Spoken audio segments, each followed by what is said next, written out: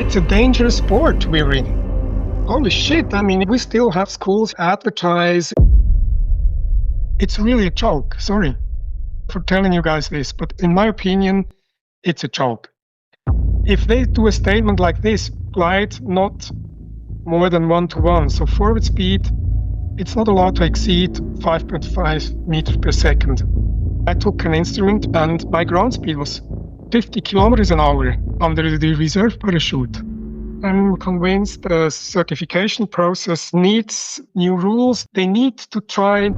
When we have a market watchdog like PMA, what influence do they have on such decisions? Is there a lobbying of some sorts causing this to go haywire? I think the manufacturers, they are doing their job. Probably the problem is don't ground handle your reserve parachute. You destroy a parachute within minutes. Even on a grassy slope, you can destroy the fabric within 2 or 3 moves. The friction with the ground, basically. No, not the friction, but also on the grass. These damages are not visible to the naked eye. It's only when you put bright lights and those kind of things. And the reason why I'm telling this situation to the listeners is I had 2 experiences which probably saved my life 1 month later, because I was at the World Championship first task. I was flying in the leading goggle, pretty much in front. Coming down under 2 reserves, is that better than 1, or is it not to be tested or not to be tried because it can be dangerous? Interesting question.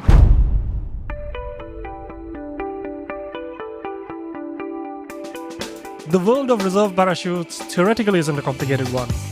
There are 3 main design shapes that the industry offers, with a little bit of occasional variation thrown in here and there. But when we take a closer look, the decision to pick one for yourself can be quite overwhelming with the amount of choices that we have. And this is due to the fact that the amount of tech and R&D which goes into sewing one together is much more than what meets the eye. What Da Vinci invented as the first flying machine for humans back in the day has turned out to be an essential life-saving device in modern-day paragliding. And joining me today is an industry insider and a pioneer of some sorts from back in the day, who has seen the development of these tiny but essential pieces of our flying equipment pretty much since their inception in modern-day flying. Ladies and gentlemen, boys and girls and everyone along with them, doesn't matter who you are, where you're from and what you believe in, so even if you identify yourself as a reserve handle, do me a favor and go smash that like and subscribe button and drop in a rating wherever possible, because this is your weekly dose of awesomeness from Paragliding Atlas, coming to you as planned with one of the longest yet the most enriching episodes that we have made ever since we have started this show. So without further ado, I'm gonna say what I always say, and that is tune in, and I hope you like it. And most importantly, if you do not forget to share it with your friends, because this information is nothing but pure gold. So the more people that know about it, the safer our skies become. And that means the fun factor increases not just for ourselves, but for everyone around us every time we take to the skies. Of course, Haari, what an absolute honor to bring you on Paragliding Atlas. Thank you so much for coming. Alinder, it's a pleasure for me. Thank you being in your show. I'll tell you why I've been so excited to bring you on the show, Urs. Not just because of your knowledge and all the awesomeness that you have brought in the paragliding world, but I was just reading a little bit about you on Google, and it said in the Cloud-Based Mayhem write-up that you're an ex-world record holder, multiple PWC task winner, Swiss champion, a nature lover, and most importantly, a cross-country flying guru, and many more. I know the list is endless, but please tell our audiences a little bit about who are you and how did you become so awesome in life? A lot of those things you were talking about is history. I'm 60 years old now, just became 60 years old this March. I'm a grandpa. Our daughter has another daughter, which is 1 year old now. I'm still in paragliding. I still love it. When I was young, I came from sailplane sport into paragliding. That's what I'm doing since I'm 16 years old. And I had my own business, High Adventure, which I passed over to younger hands 1.5 years ago. I'm still involved there. I'm employed now, so less pressure on decisions. Enjoying more free time. Started kite foiling 4 years ago, and it was a really excellent experience going back to the things like when you were a small child, learning how to ride a bike or all these things. It's really nice being able to experience these feelings in my age. Indeed, more than 4 decades in the game. 16 to 60, that's 44 years and still going strong, chasing adventure. How did you maintain the urge or stay excited to keep going? I think for me, the important thing was balance. I was diving deep into paragliding, but I also had my business. We celebrated 30 years last year. I was not flying every day. I was working a lot. When I was off, I was really keen into flying. So that kept it interesting for me, the mixture of all those different things. During wintertime, I was not flying at all. I did maybe some hike and flies, but I did a lot of ski touring, skiing, and all these things. I like to be out in the nature and enjoying the place where I live and the people I live around.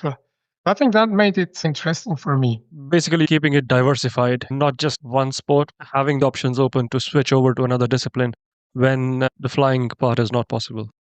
That was working for me. When I was working a lot and then had a good flying day, I was really keen on to go there and to fight 10, 11 hours. I've learned that if I do that regularly 2, 3, or 4 days in a row, I'm not so much into it anymore.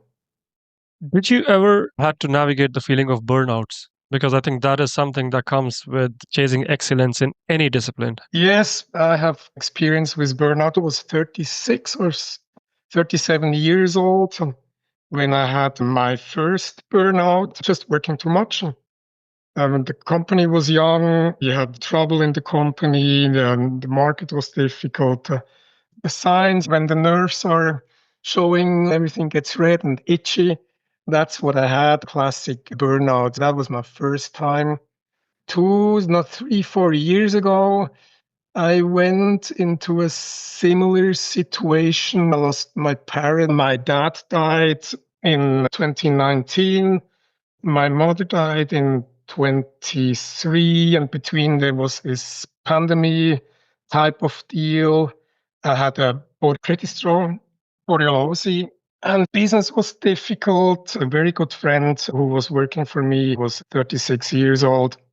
All those experiences, when I woke up in the morning, I had no idea what to do. I had no energy, no power. I got really angry within seconds. And that was the point when I decided it's probably better to enjoy life more and focus on the things I really like. And that's where I am right now. Ah, love the ending that you brought out to our audiences there. Sorry for your loss. It's a struggle to lose a support system as big as your parents, and pandemic in general was quite a tough time for most people in the world. What I'm wondering is that there's no way we can foresee such challenges in our life. However, previous experiences prepare us for the next ones and how to tackle them better. Is there anything, any mantra or some sorts that you have decoded that let you live your dream for more than 4 decades and still counting from all of these things that has happened to you in the past? Difficult question. I think it's whatever makes you happy, whatever you find your joy. It doesn't mean that it has to be in sport at all. Family, free time, nature. Most of the things I did is because I love them. And I think that's all about. Then you are in the flow, and then you do the right things, you do the right decisions. That helped me keep going through that time. When we achieve excellence, there's a comfort level or equilibrium in life where you put in effort and get proportional reward and you're happy with the existence. But when you're chasing more than the ordinary, not being just another brick in the wall, you are required to put in a little bit more than what the people around you or the population around you. When it comes to chasing passion, Let's take the example of sports. Let's say you want to be a soccer star or get into basketball or cross country skiing. Passion has to turn into obsession to be one of the top in the world and be the king of your craft. Is there a thin line in understanding passion turning into obsession? And should you pull back or keep going because that is what you signed up for and what brings peace deep inside? Going back to my childhood, I always wanted to be good. I always wanted to be perfect in what I did. The passion I discovered was to try to get perfect. I was not the guy doing different things, a lot of other stuff. I also had not the chance at the time where I grew up. There was skiing, biking, or playing football.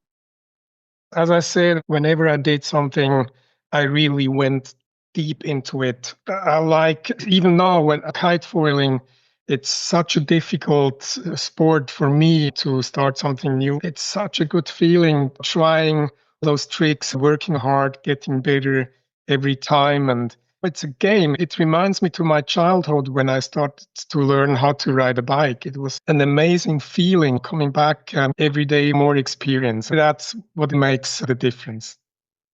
So I think making peace with your present and being in the moment and living it to the fullest is the crux of the matter here. Yeah, that's the point. When you're so focused on something, there is nothing else around you. You're completely in the present. I know we are deviating far from the topic because this was supposed to be a talk about the reserve parachutes, but this is turning out to be one of the most interesting starts to any podcast I've done. If you allow me, I'm curious about the spiritual or intimate side of things when it comes to chasing a lifestyle like this. It says that you had a history with shamanism. Have you explored combining that dynamic with being present in your reality and making the most of it? Is that a topic you can talk about? Yeah, I think so. I always had this connection even when I was young. When I was in nature, I felt very good in nature. I was always happy when I was out there. Flying paragliding, being out there, being in all those elements, we are all connected to those things. Some of us just don't know. If you're in the air looking for thermals, wind systems, flying around, we are deeply connected. We are so focused. We are working a lot with our intuition. That's what it's all about. A good pilot. Those real hotshots, they're deeply spiritual because they work with intuition. They don't think that much anymore. They do everything out of their feelings. They are connected. And I think that helps a lot in whatever you do. This brings me to a point I would love to share with you if you allow me to. I was flying in Beer Billing, the Himalayas last month, having a beautiful flight, average speed of 30, 35. I'm at 150-kilometer mark. And then suddenly wind caused me to blow back behind the ridge and I got stuck. When that started, I was like, I am very far away from my goal. I am most likely to land out in a place where the retrieve will take like half a day or the whole day. Focusing on finding the weakest lifts was becoming such a challenge where I had to constantly remind myself, let go of the other thoughts, just focus on circling as efficiently as possible. And I did up to a point. Eventually, I lost it. Finally, I had to bomb out and land. It was a beautiful landing. Everything ended well. I was back in beer the next day. But what I'm trying to say is that once I went back to this incident and tried to revisit my thoughts, I was like, this has simply come down to the concentration because I lost concentration while circling in that weak lift, which caused me to bomb out. So, what I'm saying is that if you want to become better at flying or just generally better at navigating life, is it all about being able to sit with your thoughts and put them where you want to be, just being present, like how animals live in the moment? The most important thing is what I've learned is that there is always a reason to get there. And it is important what you make out of it. You have to accept you find yourself in such a situation, deal with it.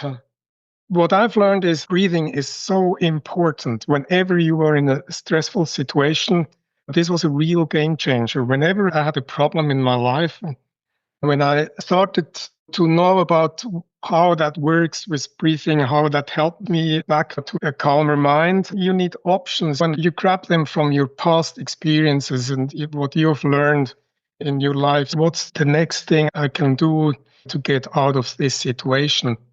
That helps a lot. It's always a lesson. Even if you bomb out, you have to accept maybe this prevented you from a serious accident. I missed a really good cross country day. The weather forecast was perfect. I went to bed. I couldn't sleep. I was so excited. I couldn't sleep. The next morning, when I get up, my friends were waiting and I had to call them. I even went up at 3 o'clock in the morning. I texted them and I said, listen, I'm not coming today because I don't feel well. I'm not relaxed at all. I just blow that day. And I was not angry because I knew that there is a reason for that. And I accepted it. I was really lucky so far. No really serious accident in paragliding. And I think that's probably why I don't go with my head through the wall. If I feel that the signs out there are not good, even on a good cross country flight, even if I'm really close to my personal best, if there are signs giving me the feeling something is wrong here, I accept and I go for land. I think what you're pointing is towards listen to your gut feeling or intuition, as we all know. Yes, exactly. What I'm curious is that, let's say, because this is one of the challenges that I've faced recently, and I don't know if maybe there are some people in the audience who can relate. We can compare this to driving a car. When you've driven a car for quite a while, there is a subconscious mind which takes over. Similarly, in flying, when you are approaching a trigger and need to put in the work or find the next line or a glide or be on the bar, you are very present, you are working actively. But a lot of times, your brain goes into subconscious mode where other thoughts come into you. Is there a mantra or a way to maintain that concentration? How to stay concentrated to make sure you don't wander off? Or is this a training other than paragliding and not just limited to flying, and it's all aspects of life basically? From my experience, when I'm on a cross country flight, and my biggest problem I have when I'm in a area or in a situation where there are other pilots around. When you have to take a decision for a valley crossing, a big valley crossing, or flying to the next ridge, where should I go? Should I go to the left? Should I go to the right? When I'm focused, I have this tunnel vision because I'm really totally in this game. I'm focused to only what I'm doing right now or what I'm doing next. That's where intuition also comes into the game. When there are other pilots around, flying more to the left or right, I see one climbing, the other sinking. That brings my whole concept over. It disturbs me, and that's where I do wrong decisions. I'm not following my intuition. I'm not following my experience. And I think if one acts like this, then you're in this flow situation, and then you are also in a very high learning process. You learn all the time new things. You fly to the wrong place, and when you bomb out, you start thinking about what did I wrong? What would have been the better decision? Check the other flights and see why the valley wind was stronger here, or I didn't flew into the lee side, too much wind. That brings us further in whatever we do. We have to do a lot of experience by our own and then learn from that, build on that. Sometimes I wish there was a book to navigate the mental aspect of this because physically, just like any other sport, there's so much you can do, like ground handling and kiting in all sorts of situations and all of those things. The mental aspect of this game is a whole different universe. And eventually, the ones who reach the pinnacle are the ones who master both. It's an amazing sport, one of the best. We are so lucky to incarnate to these times, being able to do such things. But I think paragliding, there are so many things to learn, to understand, and it's so helpful. I think it's also helpful for our daily life, making decisions quicker. You can't sit and wait if you have a huge collapse or if it's time to throw reserve. This brings us back to our topic. I think it's really great what we learn here, what we can do for our life. I'm glad you mentioned the name reserve because I've completely forgotten about it. I think there's no way 15 minutes of an intro, a single podcast episode can do justice to the amount of experience you have in this sport and all the cool things around it. But let's stick to what we agreed on. We can have you on board. You seem to be a podcaster's dream, if I'm honest. I would love to throw endless questions at you in time to come. Of course, reserves are non-negotiable in our sport. Before I dive into reserves, how did reserves become important in your life? Did you have a plan before getting into the sport? How did you become the high adventure owner? That's an interesting question. I never really focused on goals. When I was young, I did my apprenticeship, went to the army. It was quite a long time in the army. And I never had goals like I want to become owner of a company, I want to become the best pilot, cross-country pilot, or all these things. They were not really, I was not focused on that. Maybe in my deepest inside, yes, because my thing was really whatever I did or whatever I do, I like to become a master because I like when I'm in that flow, I like to become better. So that was the result of what I did. So how did high adventure come into your, like, what did the early days of high adventure look like? Early days of high adventure were like 1993, 94. We started the company at 94. I was in another company 93. But when I came out of the army, I was flying competitions. I was working for a manufacturer as a test pilot for a short while. Found out that I don't like that work at all. Isn't it a lot of fun? I thought test pilots were having the most fun out there out of all of us, like getting paid to go collapse Uh, gliders. How cool is that? I didn't like that. I was driving up the mountain, flying down, driving up again, and I got sick in the car. And now it wasn't my thing. I'm too hectic. I don't like too many hectic things. I finally found out what am I going to do with my life now. I can't stay test pilot or a competition pilot for my whole life. And then I was really keen flying. I loved this competition scene, but we had so many accidents at that time. I lost so many friends, and it turned into really a stupid thing. This competition with big gliders, heavy ballast. They sent us into conditions which were way too dangerous. When I came back from a paragliding World Cup in Japan, we lost the Swiss member there. And there were a lot of talks on how to make paragliding competitions safer. And I hoped we learned something there. But when I came back, there was a Swiss championship in Geneva, and I was in leading position. We needed 3 tasks or 4 tasks to make it valid. It was a bit short of time. The weather forecasts were not as good anymore. So they sent us up the hill for the last task, and it was fun. This strong south wind phenomenon in Switzerland, where you better stay on the ground. It's really dangerous to fly. We were on that takeoff. The organizer said, we will send out a dummy, and then we will take a decision. And the dummy was a really good pilot at that time, also a test pilot, and he managed to fly pretty well in those conditions. But we were not only flying just in front of the mountain. If you do a task, the task at that time were as big as they are today.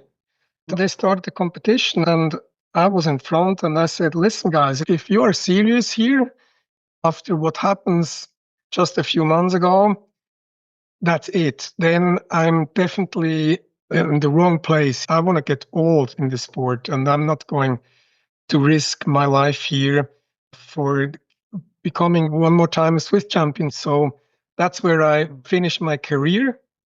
And then I needed something to live from. Serious work. That's founded High Adventure. Thanks for answering with honest intent and unfiltered opinion. I'm curious because high adventure is a lot about beamer which is the Rogallo shape. But what is High Adventure Company all about? I started working together with Nova in the early 90s, 1990, I think, 1991. And with High Adventure, we took over the distribution ship for Switzerland, the dealership. And we are still are, over 30 years now together. We are also representing Woody Valley. We're representing different brands in paragliding, and we have our own stuff we design. And basically, the most known product is Reserve Parachute and Beamer that we started in 95. After an accident I had, I started to put my focus on safety, reserve parachutes. Is Beamer that you offer any different from the Rogallo design that is patented back in the day? I think it was 80s or something. I don't remember the correct year. But is there any difference, or are all Rogallo pretty much the same? Rogallo is a global name for the shape. It's a triangle. It's basically a triangle. It's a hang glider is also Rogallo shape. And shoots afterwards. If you can find in the internet, you can find some Rogallo shoots from NASA. It's interesting to see them. In the early 70s, they were jumping out of airplanes with the shoots. That was the time between the round skydiving shoots before the ram air skydiving shoots came to the market. They were skydiving with Rogallos. Now you have a few reserve parachutes on the market. They look similar, but they are completely different. That is the reason why I asked this question. How can user identify such differences, and what are the things they should look out for while choosing a Rogallo shape?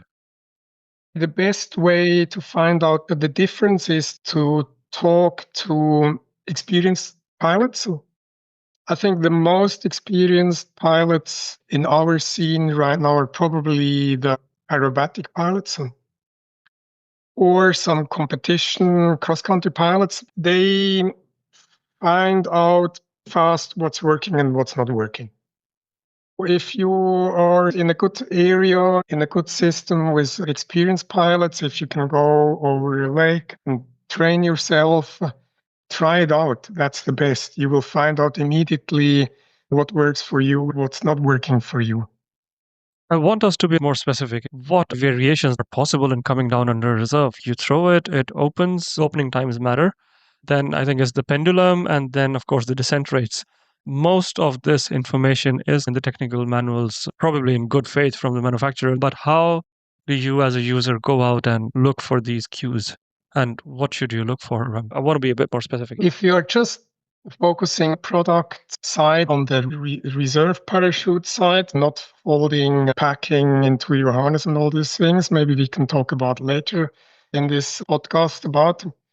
But for me, what is important is, you named it already, opening time, but today's products all open fast. There are products that open a little faster than others because of their shape, but the material become very light. And 10 or 15 years ago, the reserve parachutes were weighing 2 kilos, 2.5 kilos. Nowadays, they are under or around a kilo. The light material opens much faster than the reserves we had 10 or 15 years ago. So opening time matters. And in my opinion, of the most important feature of a reserve parachute is the behavior together with the paraglider. How does reserve behaves with a paraglider gone wild, going to a mirror position, starting to downplane when it reopens again? What happens if there is a big force fighting your reserve?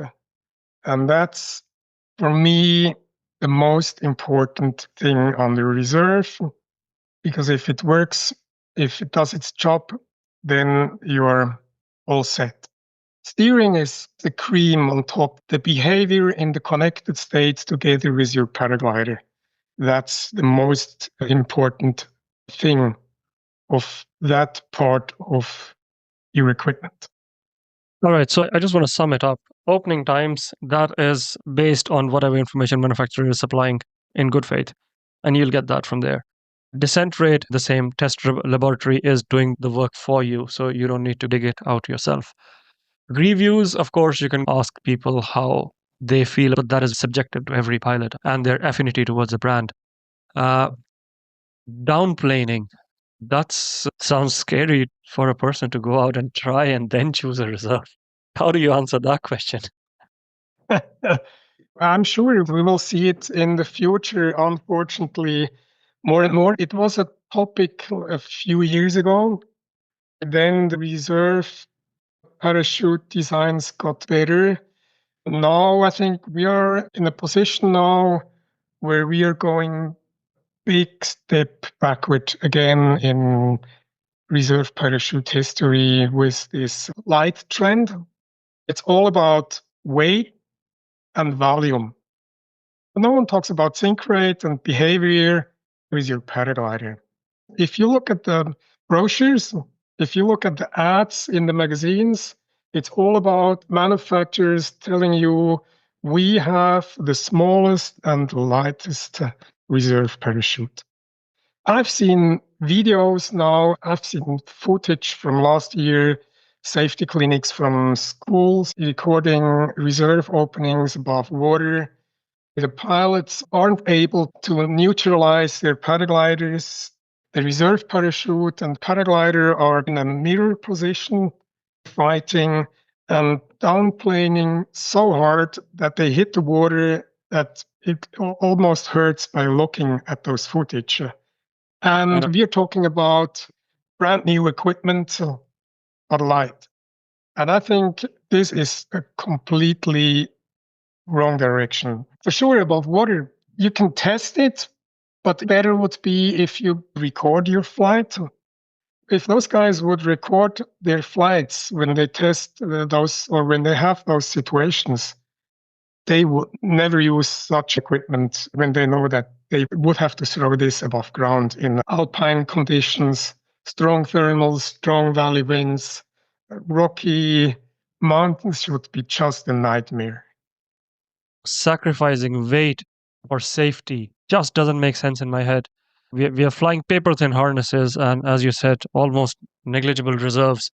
Gravity is just going to bring these things much faster, which in turn is not healthy for our lifestyle and our sport. Yeah, it's a dangerous sport we're in. Holy shit. I mean, we still have schools advertise it's a safe sport, nothing can happen. It's not true. You have to tell students this is dangerous. It's a whole process. If they don't take it for serious, they're going to risk their life. Isn't that lying? One should keep this always in our heads. It is dangerous. If you have a problem up there, you can't just stop and rewind. There's no stop button. There's gravity and things they're going fast. This is really a problem. And you gotta have to know that.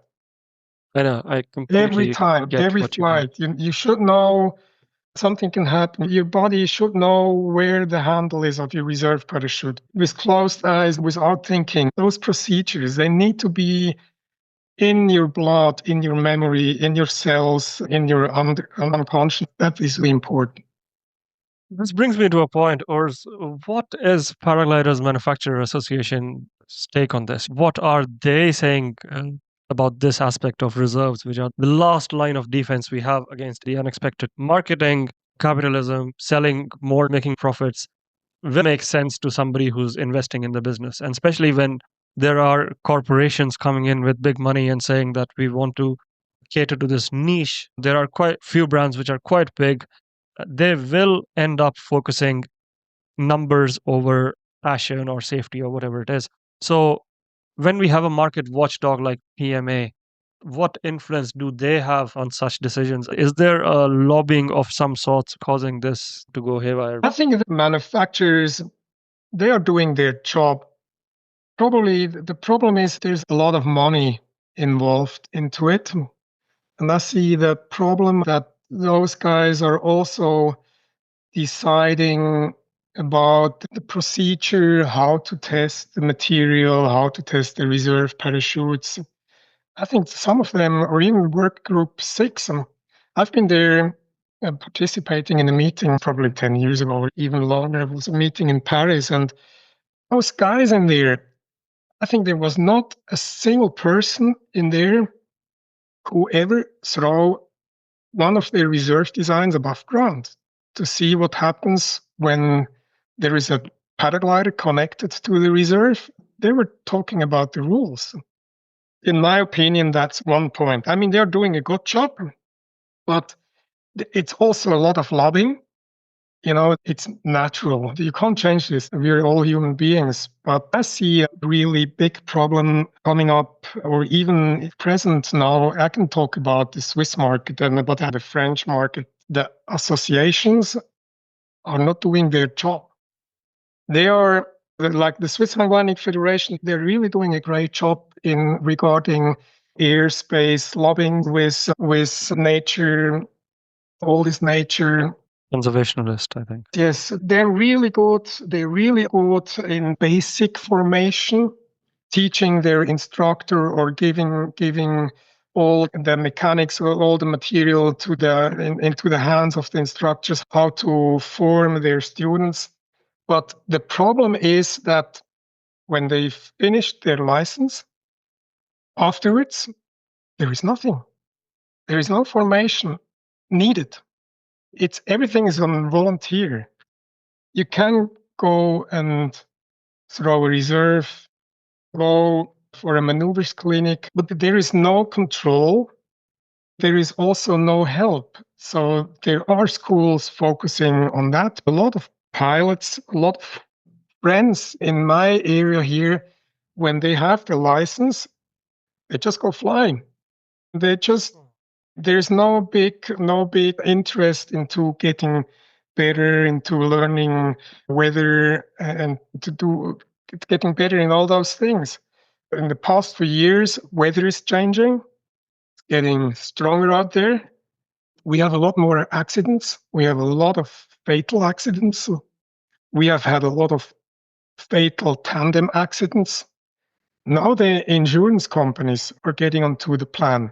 We just had a change here in Switzerland. The former insurance company was not willing anymore to insure the scene. So there is a new insurance working together with the federation. And we have so many accidents, and the sport is becoming the image of the sport is becoming really bad out there. If you talk to non-flyers, think, wow, paragliding is a dangerous sport. I think that's a serious problem. The manufacturers should work together with the associations, and the associations should really become a lot more serious into further instructions, making things obligatory. I don't see another way. I'm not a big fan of rules. I like free flying, but it's too big now. We need rules. When I was flying sailplanes, I was 16 years old. And there you are in a club, and it is completely different from what I'm doing here since 30 years. Civil aviation is more serious. Skydiving, the reserves, that's serious business. If your reserve is not folded by a professional rigger within the last 4 months, you will not enter a plane. I was in Brazil trying to skydive on the base. We were in front of the plane, and the guys were asking me, show me your reserve card. When was it packed the last time? And it was like 5 months ago. I said, sorry, my friend, but you're not jumping here. So they have a complete different approach to safety as we do have in paragliding. And this is one of the biggest problems we have right now. I agree. Paragliding is one of the simplest yet dangerous forms of aviation. When you spoke about the instructor qualification, any commercial flying, which is 100x more safer than the collapsible wings that we fly, there to be an instructor, you have to go through endless exams and keep on renewing your knowledge. and be a part of a whole setup repeatedly year after year to retain your certification. But the requirements that we have in free flight, which is a beautiful word, I completely agree with you, but it's quite a shame. It doesn't even compare to 5 days worth of the work that the commercial aviation is putting in. Yeah, I agree. I totally agree. Let's give our listeners a little bit of a solution. Everybody wants to say the safest. It's a no brainer. Nobody wants to go out there and chase risk endlessly. But if they want to chase fun in the safest manner, what are the ways they should look at when it comes to rescue technologies? Is it just peer reviews or the information by brands driven in a capitalist way? There's a conflict of interest because Work Group 6 and the ones who are making regulation is also comprised by these guys. Small names which come out by not so much capitalist gain and are more into it for passion do not have the investment required to put in the R&D. So as a consumer, when you want to go out there and invest your money in something safest, how do you navigate that question, or finding it hard? The thing is, we have to force people or to tell them, go and test your reserve, try it out, go through the procedure and try several reserves. That was my learning when I had my accident. But you need how to behave on the reserve because your paraglider can do ugly things to you while you're hanging under your reserve. And go for surface. Don't buy the latest reserves advertised in the magazines as lightest and smallest volume. Check out the surface, check out the shape. And what we also should know is certification. It's such an old-fashioned way. Actual reserve parachutes got certified. They allow a glide angle from 1 to 1, saying that if you have 5.5 meters per second of maximum sink rate for a certification, you have also 5.5 meters per second in forward speed. That's 15, 17, 18 kilometers an hour. Small and light designs only pass certification because they are not connected to a paraglider. They are not connected to something which creates drag. No freaking way. If they would be connected to something which creates drag, we are talking about surfaces like 20 square meters for a total takeoff weight without paraglider. And when we're talking about reserve parachutes, takeoff weight or hooking weight, it's always without paraglider. But actual designs are 20 square meters for a hooking weight of 80 kilograms, 75 kilograms, 80 kilograms. And if you compare this like to a T10, like the old-fashioned round parachutes, pilots were jumping out of airplanes, they had 70 square meters. Of course, they jumped out 5, 10 times a day. They knew how to land the proper way, but it's just not possible. The way today's certification can be achieved is by they glide like hell. So if you are serious about this reserve parachute thing, you should try a reserve and see what happens above water, how it behaves in a B stall, if it's rotating, if it's downplaning, and you will find out immediately if your choice was right or not. I'm so glad you put it out that clearly, yours, because a lot of us are believing in testing harnesses and gliders and all kinds of accessories. We had the fanciest instrument out there, and all of that, but not a single one of us speaks about reserve testing. I don't know why this has become a taboo topic, but I'm so glad we are throwing some light on this and doing our little bit. Yeah.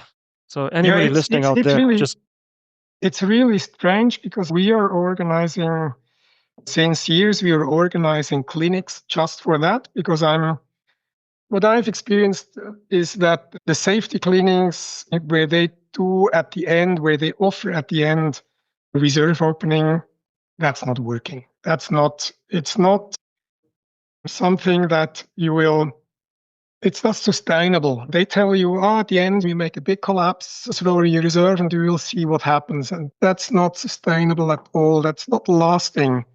You need a briefing of how to react on different situations with your paraglider. And then it really helps. We are offering clinics, but no one is interested into it. As long as there is no need from the associations or the manufacturer telling you, go and try it, it's really important, it won't really bring a lot. Most of the contact I have is from pilots, like from really good cross-country pilots, when they had to throw their reserve and they got hurt. And they want to know why they got hurt because they bought a good reserve parachute. They got hurt and they want to understand what was wrong. And then we analyze. We see, okay, your reserve parachute is probably a little bit too small. The place and the time where you throw it, it was windy like hell. It was thermic. And how was your paraglider looking? It was rotating or it was downplaning. And then it's too late. If your back is broken, it's bad. Try to get the best out of it before the real situation. Please tell our listeners a little about your offering. What are your clinics all about and what can people learn in them? We specialize a bit on the beamer type of deal with the possibility of steering because it's a bit frustrated, as I told you, when a pilot with a beamer goes to a regular clinic and they tell them at the end, just go for a full speed collapse and throw it out and we will see what happens. And then you see a big mess because the paraglider is rotating around, the beamer is opening, and then they tell to the pilot, okay, now grab your brake lines and steer. And you can't steer and the paraglider has gone wild. There needs to be an order. And the order is the same for an unsteerable or a steerable reserve parachute. Our clinics are focused on, we meet the night before and we have a theory about 1.5, 2 hours. We talk about different situations, how to react, how to throw. And in the meantime, we check their equipment. They pull out their reserve in the simulator to see if they're able to get it out because 30% of the pilots are not getting out their reserve parachute out of their harnesses. And then we do exercises like the kamikaze pilots at that time. I want to give the pilots or the customers the experience that these mechanisms are going into their unconsciousness. It needs to be something inside, because when the time has come for a reserve opening, there's no time to think, sensory overload. Most of us are not able to think anymore the proper way. So this mechanisms has to come like boom. And because time matters. And you have to do it in the right order. And that's what we are training the night before. And then the next day, I send them over water without radio. And then we tell them where they can throw their reserve. And the only instruction for such a descent on the reserve is if they have an unsteerable reserve. I gave them an instruction to play around with their paraglider, like freestall, like an asymmetrical reaction, like only on one side, see what happens when it's rotating, see what happens when you completely deactivated your paraglider, when you neutralized it completely, see what happens when it's open. They have 600 or 700 meters of altitude above the water, so they can really focus on their descent on the reserve parachute. It's a great experience. You can even steer. You can even steer an unsteerable square or round parachute if there is wind. Let go or pull in the B lines, one side asymmetrical. You can even influence the direction a little bit. That helps if you're drifting towards an obstacle in a valley bend, for instance. And the behavior for a beamer, steerable reserve parachute, is exactly the same like for unsteerable. So you throw it, you wait the opening. If it's not opening, you need to do something. This is something that all pilots don't know. They throw the reserve and they're waiting and they're waiting and nothing happens. So if nothing happens, you have to get active. There are ways to open the reserve parachute which has a problem of a malfunction. There are chances.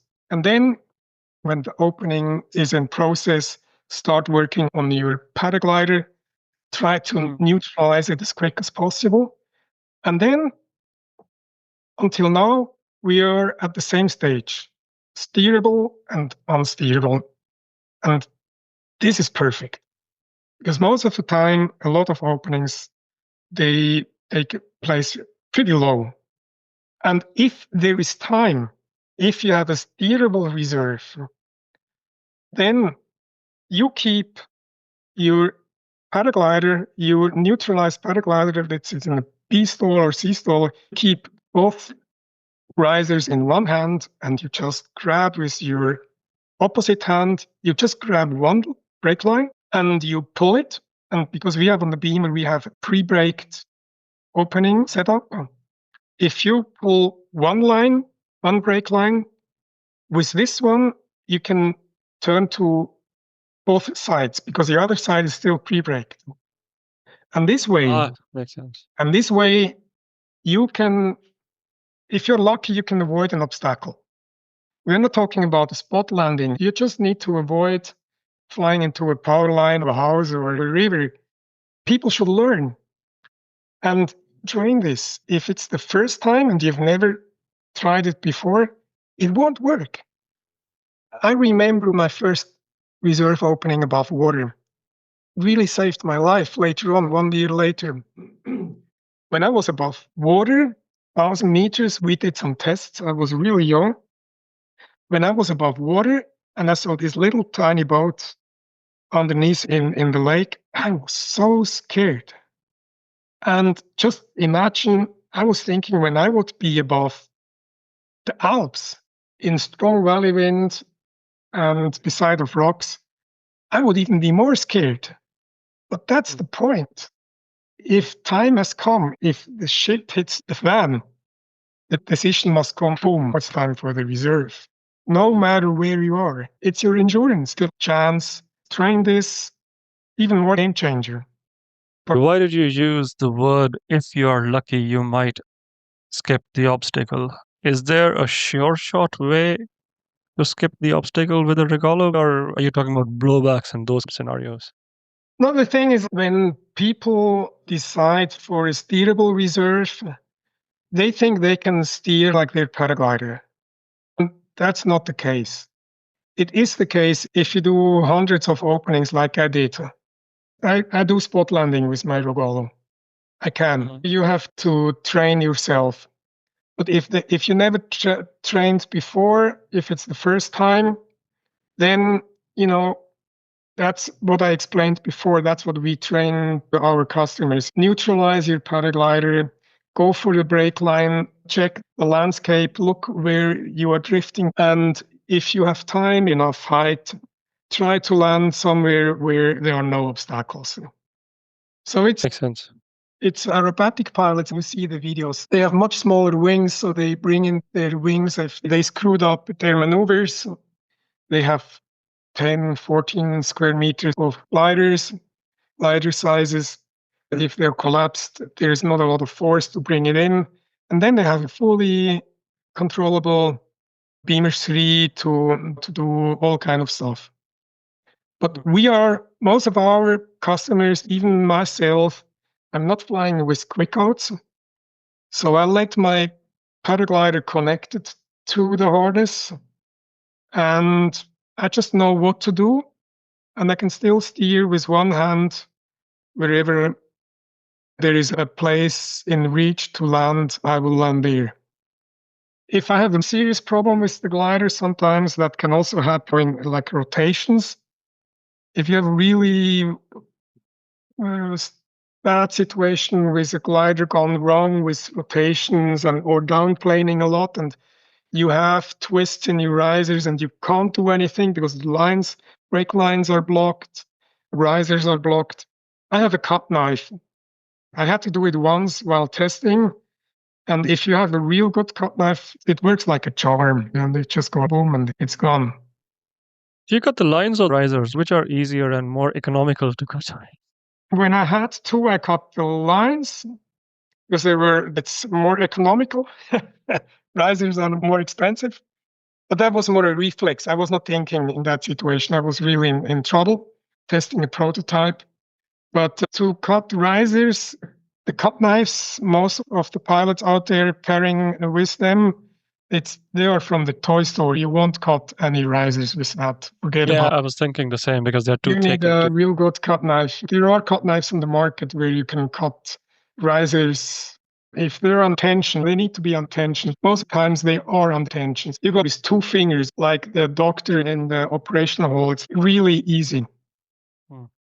I was wondering, why don't we look at carabiners as the regular offering from the industry? The weight is one thing, but the amount of safety we are sacrificing for the sake of weight is too much now. Like, everybody should have quick out carabiners, every harness. It should come standard. Yeah, I really would love to see a manufacturer coming out real good system. The actual systems are not 100% proof. That's the problem. There's still chances of malfunction, and you don't want to fall out of the sky because a carabiner opens by its own. Oh my God, I never knew that was a possibility.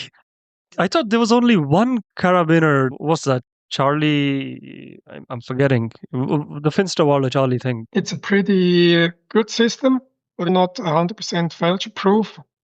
And Finsterwalder came out with a new system a few years ago. Oh, was that the one which had a couple of safety notices coming the past few months? Yes. Oh, that was scary, man. Scared. It is scary. I think it was really. I know a lot of pilots flying tandem. Landing in strong valley winds under tandem is just a pain. It's really dangerous. Flying world records in Brazil, South Africa with 100 kilometers wind ground speed. You don't want to land there. You don't want to land under a reserve parachute in that condition. A really good cutaway system would be perfect. Maybe there are engineers out there listening to this podcast, so kick your asses, mate. This is a tool to go. Need of the hour. It should be light too. That's another demand from today's market. I'll save this question for later, but why can't we have base canopies in cross country? Is it the harness design? Acro guys are killing it with them, anyways. The three ring system. Just release or the whole system? Yeah, the main canopy goes out and then the base canopy comes out. It fixes the quick out issue. Opening times are at par with any other offering. It's a tried and tested system developed by experts. I see two problems in this. I have to go back a little bit also to I think it was the late 90s, beginning of 2000. The system already existed. We had it in paragliding. A good friend of mine, he was just like only base system for him. And he tried it whenever he had to repack it, whenever I had a safety clinic, he joined me, he opened the system. He was 100% convinced of the system. And I was always a little bit curious. And then when I was getting into skydiving, or I was getting into skydiving before because I wanted to learn and understand their way, I tested it on my own. Not just from the trim flight, I did collapse and I released the system, or I activated the system in a moment where the glider was diving forward, grabbing into a spiral dive, and I cut away my main paraglider. The feeling until the opening of the square parachute was quite scary because you have a short phase of freefall. The ram air parachute. It was a ram air, square ram air Okay, parachute. Yeah. fair enough. My friend, 1 year later, called me and said, I had an accident and I broke my back. He had a big collapse with a cravat and entered a spiral dive and didn't activate his base system. I asked him, Daniel, why? I mean, you trained it like I never knew any other pilot trained it before. Why didn't you activate your base system? And he said, that was 150 meters above ground. I was too scared of this short time of free fall. And the shoots, they are also pre-brake, that they are not shooting too much forward. They need some action before they accelerate strong before you can steer them. He said, I was scared because I was close to the hillside. That's my point. We had many successful openings with reserve parachutes 30, 40 meters above ground. They still work. If they're not open totally, even if they get into the branches, if you hit the tree and it keeps you with the lines and fabric in the tree, you don't hit the deck. It's already successful, but you are limited with a base system close to the ground. It's a psychological deal. And most of us won't do it because they are afraid. From the acro scene, I was surprised. We did safety talk last year when World Cup was in Switzerland with all the pilots. 90% of those pilots are equipped with beamers. Some of them the rest has, it's 5% with regular reserve parachutes or with cutaway systems.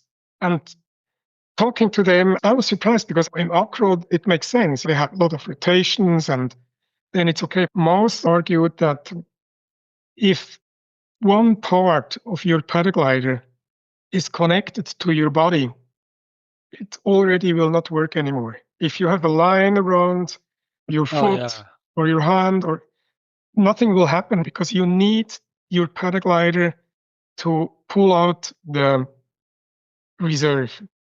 I know what The second argument was that even if they're experienced, it's a lot more complicated to repack and more expensive. That's it. No, I just wanted to thank you for this very in-depth talk on cutaway systems because I was theoretically believing that they were the best ones until you came out with all of these extra things to consider. But I think I want to sum up this topic by saying to anybody who's listening out there to this knowledge, doesn't matter whether you're in Europe, Asia, North America, or wherever you're tuning in from the world, go down to Ursa's website. We put the link in the show notes below because we have heard about safety clinics, we have heard about beginner courses, but never really known that somebody was offering reserve clinics. I think you are making a big difference in your own bit, Urs. And I would encourage our audiences to go out and reach out to you for further guidance because this can be a lifesaver. It's the need of the hour when we practice such an amazing sport. Thanks, Anindra, for the little commercial insertion. It's in good faith. We can also travel. If you guys want to organize something somewhere else, I have to go. Oh, believe me, a person like Urs, if he says he's willing to offer his guidance, then anybody out there should be taking it because of all the 4 decades and counting, of all the experience that he has had for 4 decades and counting. But moving on, Urs, it's hard to move on with you, man, because your knowledge is so full of depth and endless amazing conversations that we have. It's like I've lost track of time and I don't even care. Split it in two. Yeah, the reduction in attention spans might cause people to tune in, but that's why we have the pause button and save option. Moving on, 3 offerings from the industry: round, square, and Rogallo. One word answer. Which is the safest of them all? All of them. Jeez, that's the most diplomatic reply I've heard in my 6 years of flying. Look, the thing is that there were good and bad round canopies on the market. There are good and less good square canopies on the market. There are good and less good round square canopies on the market. And it's the same for the Rogallos. They are Rogallos tested 100 of times on the market. They are working very well. And there are other systems out there which offers in the commercial of the manufacturers the same features, but they haven't been tested at all and they are not working at all. As saying this, I tested almost everything, all of those different type of reserves. And that was like 10 or 15 years offering safety clinics. I had beginners who saw the reserve for the first time, doing everything right or wrong. I have a lot of experience with this.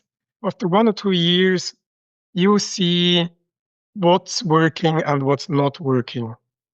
And this is on the practical side of the story we are talking about. There is a technical side, like packing. Packing around reserve is a no-brainer. That's also safety. Packing parachute is more complex. There are square parachutes for packing, which are not symmetrical, it's almost the same to pack like Rogallo chute. You have to know what you do. But the round ones were really easy.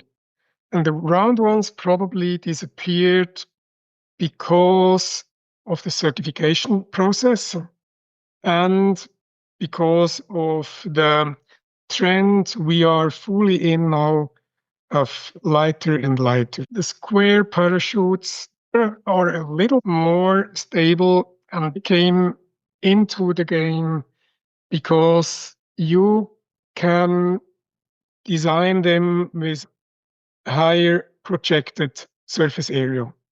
So that means you can make them smaller than a round one, and you can get better results sink rate wise. Because they cover more surface area, that's why they're of lower sink rate. Yeah, you can build them flatter. There is a trade-off between round and semi-round. There were products of round parachutes on the market where the center was already pulled down quite a lot to increase the projected surface area. But they were not stable. They were not so stable as other ones because you have a profile. It's like a profile all around, which is similar. So if they're pendling, they will not reduce the pendling as fast as like a square parachute where you have openings where air is blowing out, and it's a different shape in the air. Square parachute is more stable after pendling, stops pendling faster than a round parachute. Design is important.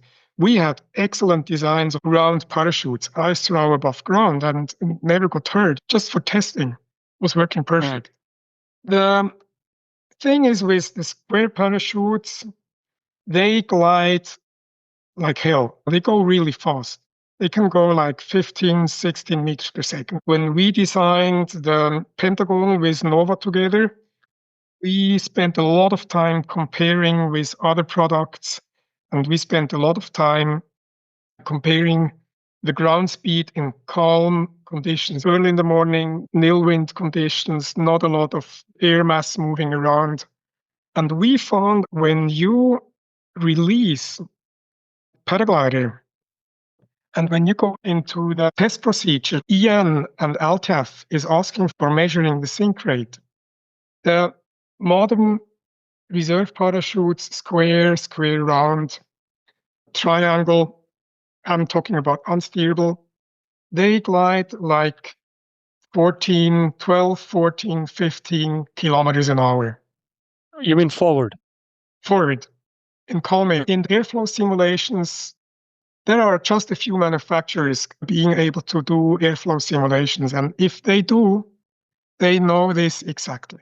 They know that even if the designs are totally symmetric, they will glide, and they have to glide because it's not possible with 20 or 25 square meters to reach 5.5 meters per second without gliding. That's a simple calculation. So they glide like crazy. And in the discussion, people always say, I don't want to Rogallo because they have forward speed. And comparing to a pre-brake position, we are at 17 kilometers an hour. So we're a little bit faster, but our sink rate is 35% better. The impact is much less than the other ones. The forward speed, one can always often read in a commercial of a manufacturer, we have a new reserve parachute, blah blah blah, and it's totally symmetric, and it has no forward speed. Then I know immediately, probably they copied something, but if they really designed this reserve parachute from scratch, and if they would have been tested it, they would have known that such words are totally bullshit because it's just not possible. It's not possible. Modern designs have forward speed like crazy. And it's not a problem as long as you're not connected to a paraglider. But as soon as you are connected to a paraglider, the forward speed turns into pretty high chance of a real good downplane. And they will downplane. That's what we see from footage safety clinics during the last 2 years. They are going more and more into downplane positions as we ever had before. Interesting. And that's why I'm convinced the certification process needs new rules. They need to try new things out, because if you read the EAN or LTF rules, how they test, they say glide not more than a glide for 1-to-1. How they measure it, because normally there is wind. They test their gliders or our chutes above water. There is water temperature. The water temperature is different in winter or summertime. They drop a line of 30 or 40 meters, and then they measure the time when the balise at the bottom of the line hits the water until the pilot hits the water. So there is wind, there is ground speed, different temperature of the water, different temperature of the air mass, moving air mass. It's a joke. It's really a joke. Sorry for telling you guys this, but in my opinion, it's a joke. If they do a statement like this, glide not more than 1-to-1, so forward speed it's not allowed to exceed 5.5 meters per second if the maximum sink rate is 5.5. How they measure? They are not able to measure true airspeed, because for such a test, you need to measure true airspeed. But they can't. I was testing parachute for us at their location, and my ground speed, I took an instrument, and my ground speed was 50 kilometers an hour under the reserve parachute. What the hell, man? So there was wind speed and the speed of the reserve, and it got certified because the test of the line was good, was okay. But I was gliding with 50 kilometers an hour with a small kid in front of me because of the weight. It was certified up to 145 kilos, so I had to bring a passenger, and it was really scary. The actual EAN LTF norm is not what we need for paragliding anymore. It's outdated. They need to change. Yeah. That's why I'm really telling everybody who is asking my opinion is go for size, go for big. If you go for small, if you go for really small, then go for 2. That's even something I am personally thinking about for the future. If I should go for 2 reserves now, because we have more and more the situation that the reserve ends up in the lines when the paraglider is rotating, and then it's game over. If you're unlucky, then it was really game over. If you're not high enough, if you don't have time for plan B, then you're done. Yeah, that's the thing. Either big, if you have a harness with 1 compartment, go for a big reserve, because opening time is no topic anymore. They all open fast. Pendling is no topic at all. If the most important thing is that your parachute is dominating your paraglider. Whatever the paraglider does, your reserve parachute must dominate. And it won't if it's only 20 square meters large. Go for size. If you're flying hot gliders, if there is a chance of a reserve opening, go for 2. Thanks for putting it out so clearly there, Ursa. I had Alan Zoller from Air Turquoise on the show a few weeks ago. He said Group 6 is meeting repeatedly, hoping to improve shortcomings with new technologies catching up. So maybe there is hope and silver lining at the end of these clouds that we're looking at. But while we are talking about this, 2 questions that I want to address before we move on. Let's start with the first one, and that is Gradle attachment points. I recently saw a technology from Fly Neo where they came out with a harness which had some sort of stand-up reserve system or something where they had Gradle attachment points. I'm not really sure exact location, but it said somewhere close to the carabiners. Is there a possibility to move the attachment points, or do the current attachment points serve the purpose well enough? So the system as well, it's pretty interesting. What they do is I think they attach it on the regular shoulder attachment points, but when there is a load on those, it brings the pilot over a connection to the main carabiners in an upright position. That's how I understood the system. I have about close or even more than 400 openings with reserves. Most of them were above ground. When I have the choice today where to connect my reserve parachute, it would be always into my main carabiners. Unless they were quick outs, then I need another place.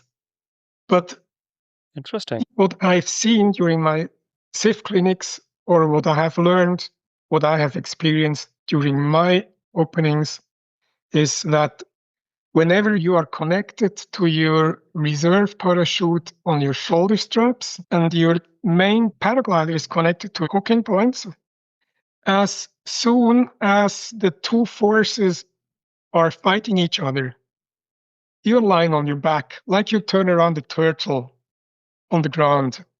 And, we were arguing so much also with Alain. Hope he's listening to it. Sorry, Alain, but I really have to tell you you're wrong. Because he says it's really bad to connect everything into the main carabiners. But I also had Hannes Papesch, as I told you lately, on the phone. He's testing a lot as well, and he did exactly the same experience. If you have connected everything to your main carabiners, from pilot's view, pilot's position, nothing will change from before to after. Before, under your paraglider, with 2 forces fighting each other. You're sitting there like you would sit under your paraglider. Even if the paraglider is in front and the reserve parachute on one side or the back, you are sitting in the harness. If you want to put yourself into an upright position, all you do is you grab something in front of you and you pull you up. Finish. And that is really helpful if you have an opening close to the ground.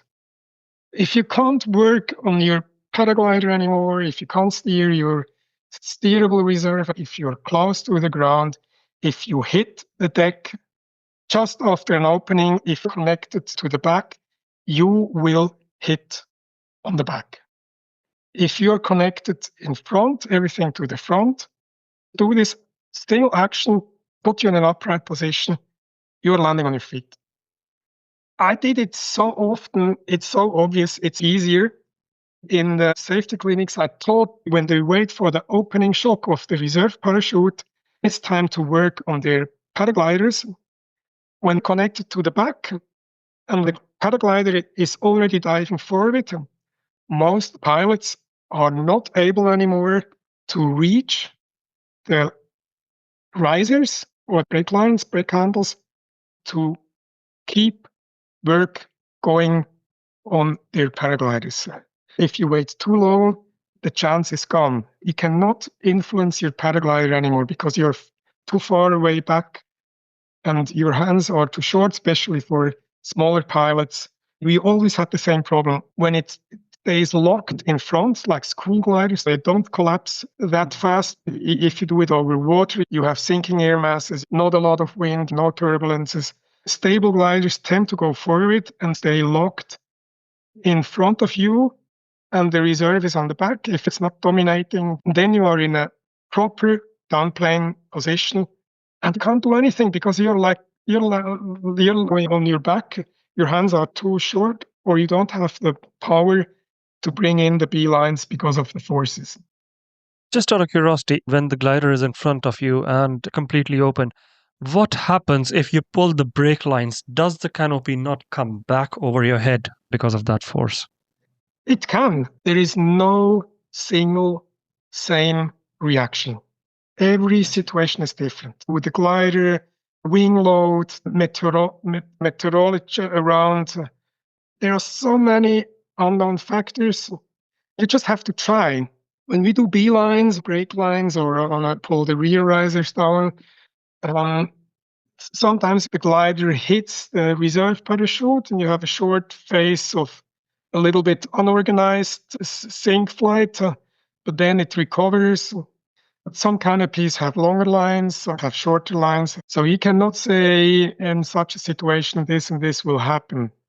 But you have to try. That's all you can do in such a situation. Indeed, When I can fight give for an the advice survival. is try always to do a symmetrical movement, a symmetrical action. Never go for an asymmetrical action. Don't pull in one C line, one C riser, or one brake line. This will always end up in a rotation, and rotations are the last you are looking for under a reserve parachute. Damn, that's scary, man. Just imagining that. Because I'll tell you from personal experience, I deployed on an Ikuma 2 and I was flying a round reserve at that point of time with a GTO Light 1. I deployed and it was proper downplaning.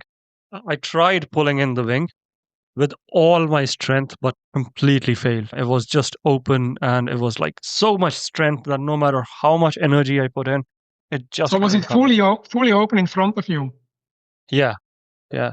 See, that's the classic one. So eventually, what happened? This was after a double twisted auto rotation. I had been in the mess for about probably 60 seconds. I don't know how long because your perception of time is messed up. But yeah, double twisted auto rotation. I've deployed. The reserves opens flawlessly. The canopy comes out of its twist, wants to fly, but is pulling in the downplaning direction. But somehow, I don't know if it worked or if this is my perception now because it's been like 3-4 years or longer, but I just pulled the brake lines and then eventually I could bring back the glider at the same level as the reserve. It was like for Rogallo system, if I'm not mistaken, where it had a lot of forward speed, but it was coming down with the comfort of the reserve, round reserve as well. I impacted in trees, so I never had to hit the ground. You're a lucky guy. Yeah. See, the thing is that in that situation, there are two possibilities. You can wait and pray. If you're lucky, a thermal or turbulence or the valley wind will collapse your wing. Okay. If you have chances, maybe I can do something. If you can work on the glider, if it's not totally twisted, use the brake lines. If nothing is twisted, try to go full speed. If you're still sitting in your pod harness, go on full speed. The glider should collapse. It will take the whole energy out of this constellation. So you have to try whatever is possible. If there is a twist, if you can't work on the lines, if you can't work on the risers, if you can't work on the speed system, then you're done, or your angel will do it for you. If you hit the ground with a really stable glider, with a school glider, which doesn't collapse so easy, and with a small parachute, modern parachute, light one, you will really hurt yourself very bad. Yes. I don't know if this is hypothetical or not, but if you're coming in a downplane with fairly fast speed, should you try and impact on your side or just try and turn last minute face down to prevent your back and hips from hitting the ground first? Oh, not sure. The thing is, coming to that idea is already a task. But What I learn quite often testing my reserves is that the whole setup, you are so trapped in that, in all those fixations. You don't move like you're a prima ballerina. You know that you can't just turn around. There are forces pulling on you, on your body, on your harness. In the early days, we taught, or we read in the books, or we taught pilots try to do a proper landing roll. This is almost not possible because you're not in the situation to be totally upright, to put your knees together, and to roll over one side of your body in order not to hurt yourself too much. It's like you smash a potato on the ground. That's how it feels. If your glider is connected to you, if there's still force from your glider, the parachute connected to you, you won't move that easy anymore. You're But let's say trapped. my question was stemming from the fact that in cases where it is possible for the pilots to actually move, so in those kind of situations where you have freedom of movement, how does brace for impact situation looks like? Because of course we are talking about a topic which is very less discussed, but I think PLF and brace for impact timings are even less discussed in the industry. With 400 openings under your experience, how do you manage things when they come? The last 2 seconds. When I have the choice, I want to break my legs or arms before anything else. So those are the parts I'm stretching out before impact. Arms out, legs out. When you have a hard landing, or when you know the landing is going to be difficult, there is a lot of thermals, there is a lot of wind flying cross country, landing on a nasty place. My hot harness is open 250 meters above ground for landing procedure. And I'm trying for a proper landing procedure in order to land where I would like to land.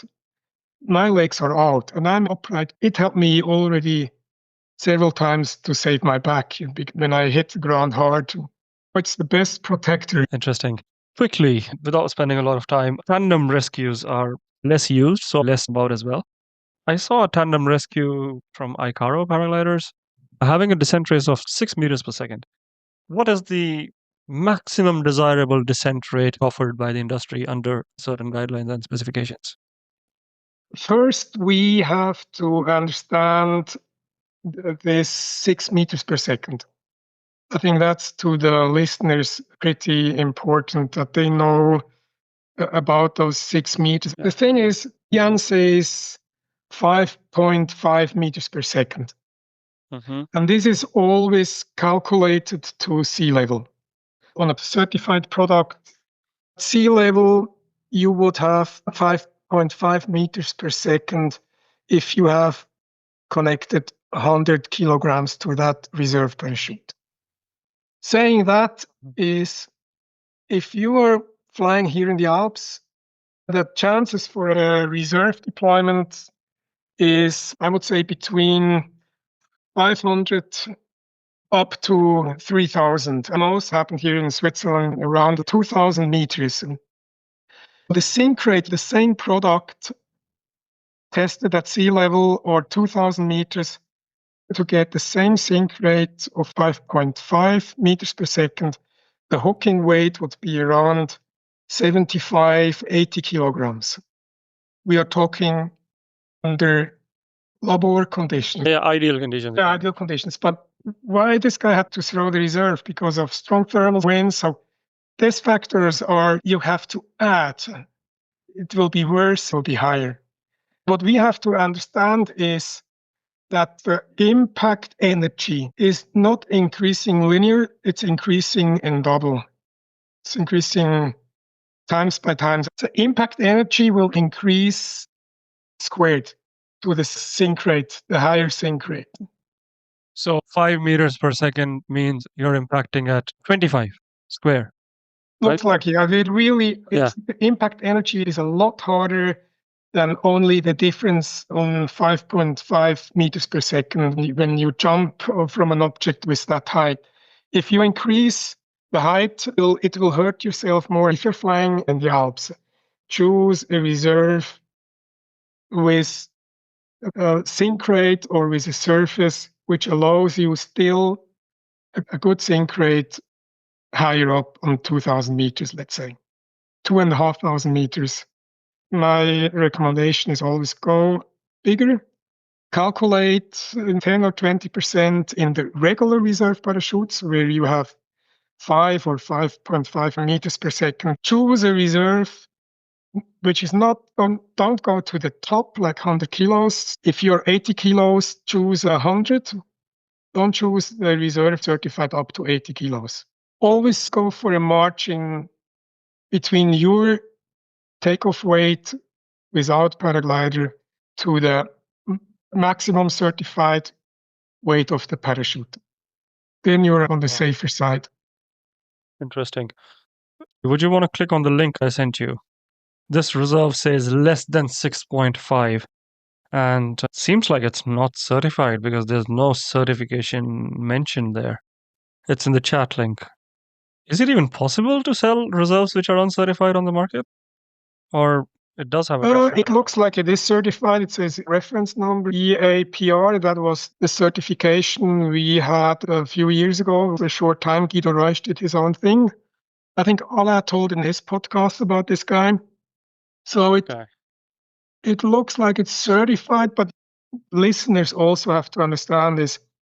EAN certification allows maximum sink rate of 5.5 meters per second, where LTF, the German certification, allows 6.8 meters per second sink rate as a maximum. So maybe this was tested according to LTF standard. Is EN safer than LTF? You have to understand the ideology behind. EN is limiting it on 5.5 meters per second with their test procedure above water, and those gliders are flying. The chutes tested EN, at least here in Switzerland. I think there is no other certification, even in France. Those chutes are gliding. They are gliding like crazy. LTF says our chutes or our testing procedure is we pull it behind a truck and measure the resistance. And they have a reference chute. They calibrate their instruments with a reference. You can only go there at a certain pressure, hectopascal pressure, atmospheric pressure. You can't test every day. They shoot behind the car and measure resistance. They calculate the sink rate. And their total sink rate they accept is 6.8 meters per second.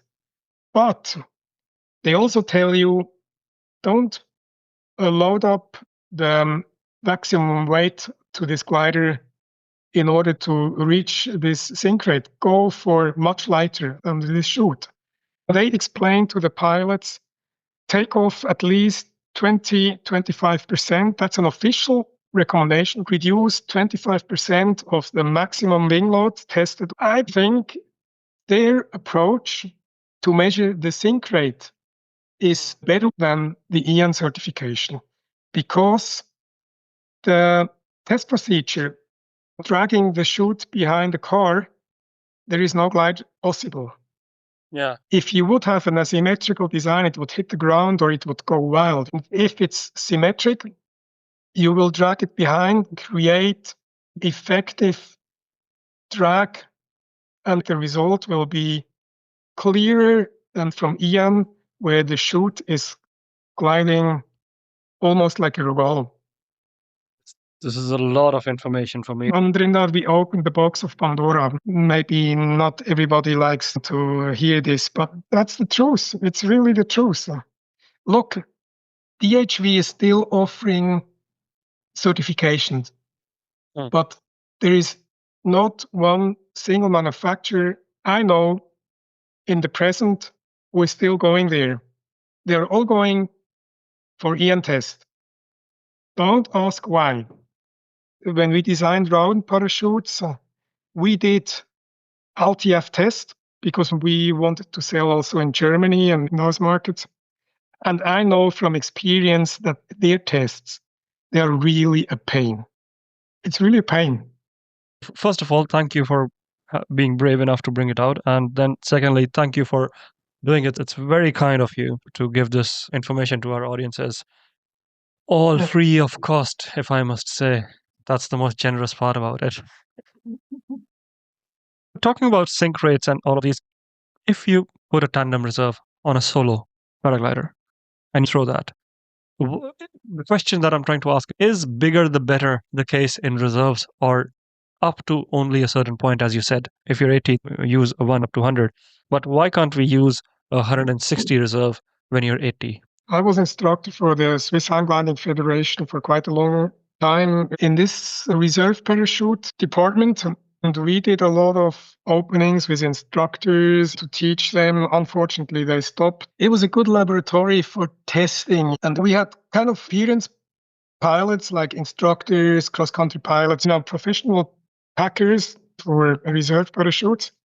We also tried tandem reserve parachutes connected to one pilot to see what happened. And the interesting part on this was that we can go on single reserve parachutes designed for single pilots. You can go pretty high.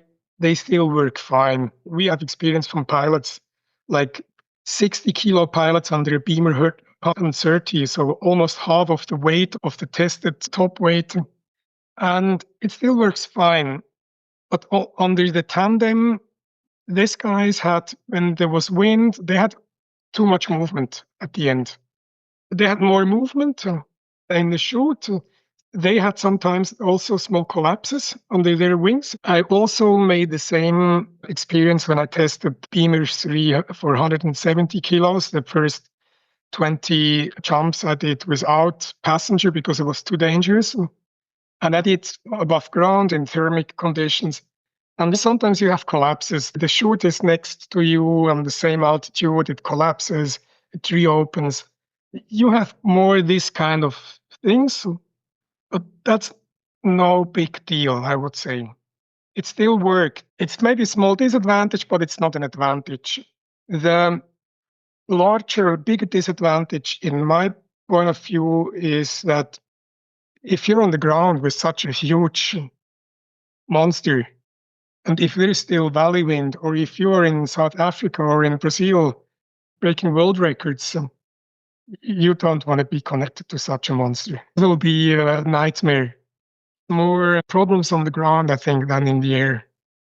And the collapses are on the canopy, not on the round reserve surface, isn't it? But I also, as I said, I also had collapses on the reserve.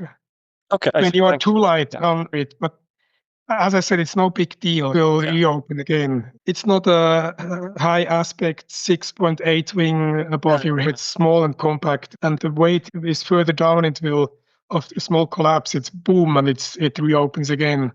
For sure, if it happens close to the ground, you will hit the deck a little bit harder. It's not an argument. I would go for big. There's no way. It can also be too big. It needs longer opening time. Therefore, EAN certifications give 5 meters per second for tandem reserves. It has to open within 5 meters per second out of trim speed. On a solo parachute, it's 4 meters per second out of trim speed. So they have a fuse in between. It needs to break to prove that it opens within this time. So there is more volume needed for opening such a big reserve parachute.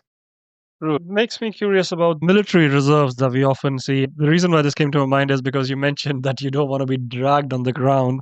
I saw a video where there was a military paratrooper coming down on the round canopy and just getting dragged through the fields endlessly, which looked like a very sad scene for the guy. So what I'm wondering is that these canopies are much bigger than ours. They are still not achieving higher descent rates, and we, with smaller canopies, are achieving almost same descent rates. Is there any science behind them using bigger canopies or us using smaller canopies? What we have to understand is military parachutes, they were designed for keeping the pilot in good shape. The parachutes, those days, they were jumping 4 or 5 times a day. There you don't want to have a broken arm or a broken leg. And the military designs, they were not just the pilots, they were like food, water, guns, everything, and they were weighing 120, 130 kilos. And one of the demand I've read in a book for those famous T-10, I think that was the chute, their demand was landing at an altitude of 1,500 meters above sea level with load of 130 kilos, sink rate not higher than 5.5 meters per second, and no forward speed. So that makes a hell of a difference to what our industry is doing right now. First of all, we see the reserve parachute as it's to survive an accident. I think the claim is not to stand up after a reserve opening and walk away. It would be nice, and I think that should be the goal. But the idea is that you survive an impact from such a crash. And the problem is, most of the time, it works. We have a lot of pilots reporting the reserve opening, and I walked away, or I broke my leg, or I hurt my back. The serious problems are the problems that comes after a few years, compressed vertebrae. Those things you will feel when you're 60, 70 years old. But the problems I think we have is that we're going too far into this light and small direction, and that's where we have to pay attention now. We could offer better designs to the community. But I think one of the much bigger problems is the formation and the way people are handling or treating their equipment, and that they are not prepared for a reserve opening or for such a situation when the shit hits the fan. We have problems with compatibility and people doing things with their equipment you won't believe. I think that's where the federations need to come into the game and tell us we need certain rules to make the sport safer. Like they did with the Triple C thing, no? Because they eventually let... Yeah. And that's the army. The army, they create standards and everybody has to follow. Even packing, rigging, all these things. And that's what is missing. That part is definitely missing in our sport. Blows my mind that there are better alternatives available. Let's say the military is able to design parachutes which allow their soldiers to be deployed with all the gear and everything and still get up, run, and fight. And we, on the other hand, are paying a premium price just to survive and not thrive. Why can't we just make it better when we have all the money in the world to fuel the R&D? I think one of the reasons, I'm not sure if I'm right, one reason is this X-Alps game, which is really now which arrived at the student, at the beginner. It is beautiful. Don't get me wrong, I really like that the sport moved or developed within the last 15, 20 years, but now it's so extreme. Everybody wants lighter and smaller. We are now at the point where everybody just wants this small and light equipment, and that's not good. You see the disadvantages as well of this direction we are going into. And the other thing is also, I'm not sure what will happen in 4 or 5 years with all this equipment aging, maintenance. We have a hard time explaining to pilots the valley where our business is located there's a lot of flying in there. And nowadays in spring, almost every second or third week we have a reserve deployment, or we have pilot in the tree, or there is something. And they show up and say, oh, I've just had a reserve opening, nothing happened. I landed in the bushes or trees. Here my equipment, please check and refold and let me know when it's ready. You have to check the chute, you have to check the paraglider, you have to check the harness for damages. That's written in the handbooks. If you read the handbooks of today's paragliding reserve parachute manufacturers or harness manufacturers, they all write if reserves, if you have an opening, you need to recheck. If you test above water, manufacturers say you need to remeasure the lines. That light equipment, if we check after deployment, if you were not landing on a grassy hill, if there were branches around, if you were not looking very well by pulling in the material, stocking it into your rucksack, stuffing it in your rucksack, the material is gone. The chutes are destroyed and you can't repair an ultralight reserve parachute. It's dangerous. It's really dangerous. It's the same for the very light harnesses. We are so close to the edge with the material and it's so expensive. And then you call the pilot and say, we are sorry, but you need a new reserve parachute because it's damaged and it's not worth to repair it. And they are not always amused about such phone calls. And one has to understand this as well. When 15 years ago, no, even short, 13, 15 years ago, when you landed in trees with your reserve, it was no problem. Maybe there was some resin or something from the trees which stitched together. You had to clean this. Maybe a line was broken, you repaired the line. But today's equipment, it's No chance. total failure. You throw it away and it costs a fortune. And just because of 300 grams, I don't get it. Customers, they want the lightest. And then they always ask, are you running up every day 1,000 meters of altitude to make a flight? Or are you more the pilot cable car style? And 90% are cable car flyers. And then I ask, why would you like to spend? It's good, I take your money, no problem. Thank you very much. But I don't see a need for such fragile and expensive equipment. Totally agree with this. It's so relatable because the deployment I was speaking about, 2019, I think it was. I was flying a GTO Light 1, and the force of that auto rotation created rips in the material. Nothing safety oriented. The straps were intact. I'm not going to deny that. GTO Light 1 was very robust in the straps that they had, but the cosmetic fairing got ripped apart by the G forces in that spiral. Yeah. And I landed and sent it to Woody Valley via post, and I was like, guys, this is what happened. Can you please fix it? And they were like, buy a new one. Fixing it is going to cost more. Yeah. Also, people didn't want to understand. They went to safety clinics, did maneuvers with ultralight harnesses. They did dynamic reserve parachute openings from a spiral dive with a lot of opening shock force. And they were surprised that their harnesses were now, if everyone would read their manuals, they would not buy such equipment. But more than reserve, this scares me about this. There was this incident about cloud suck in beer. Yeah. I think a year ago, which was pretty famous.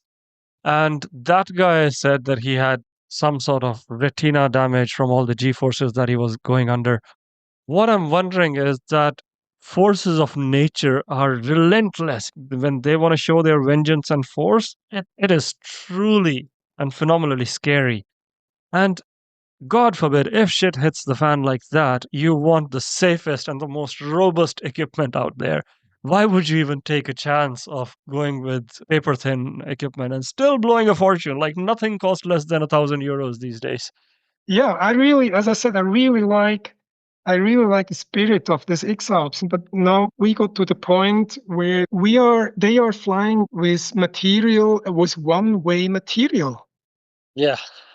And one can buy these products now on the market. You can buy a X-Alps harness prototype. And I ask myself, What the fuck? Who needs such a thing? If I'm looking for the last kilogram or gram to save, I eat different or I do something else to lose a little bit weight or Leave the GoPro behind for Instagram. yeah, That's going to but cost 500 grams. oh, what's a race? What race is going on here? It's free time. Come on, guys, enjoy, have fun. I Live think your dream.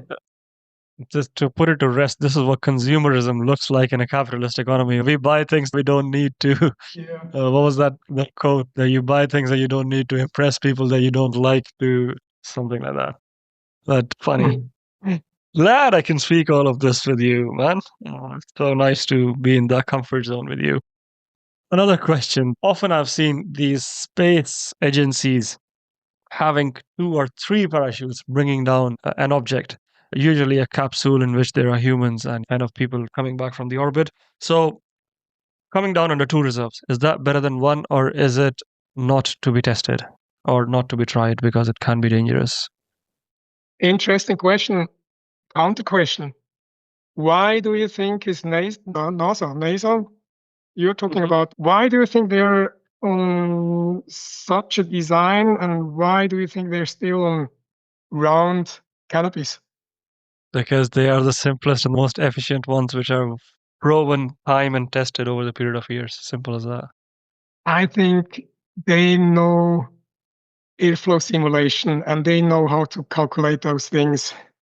And they don't want to have their capsule hitting the deck with 20 or 30 kilometers an hour and rolling on the ground. I'm not sure, but I personally think that it works because they're having 3 identical systems.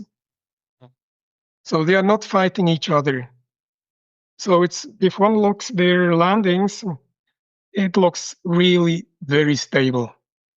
And it's probably early in the morning or whatever, they probably choose their best time to land somewhere in the desert, maybe not when it's stormy, but there is none of these 3 parachutes fighting each other.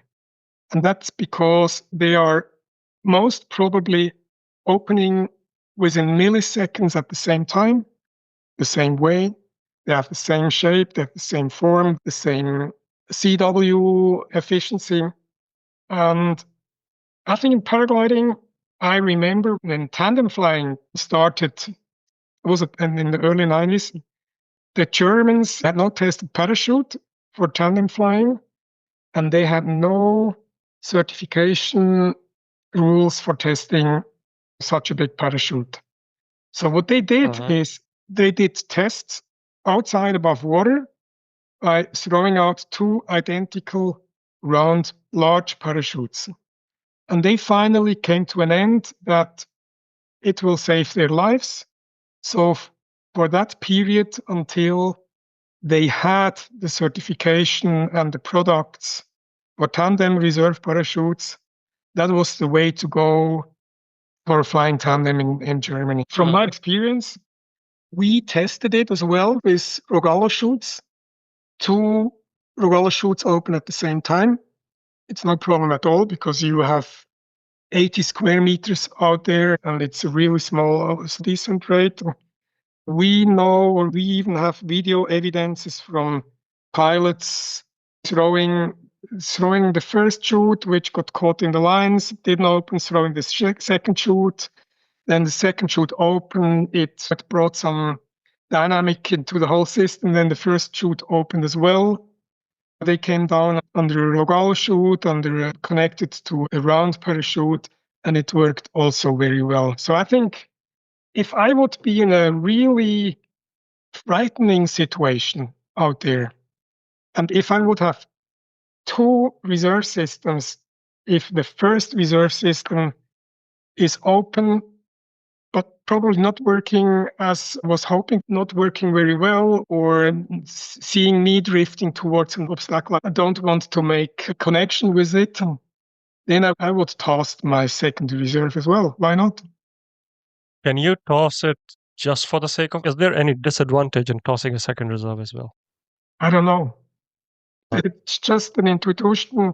When I see the first option is semi-successful or not as successful as I was hoping, I would bring in my second poker to the game.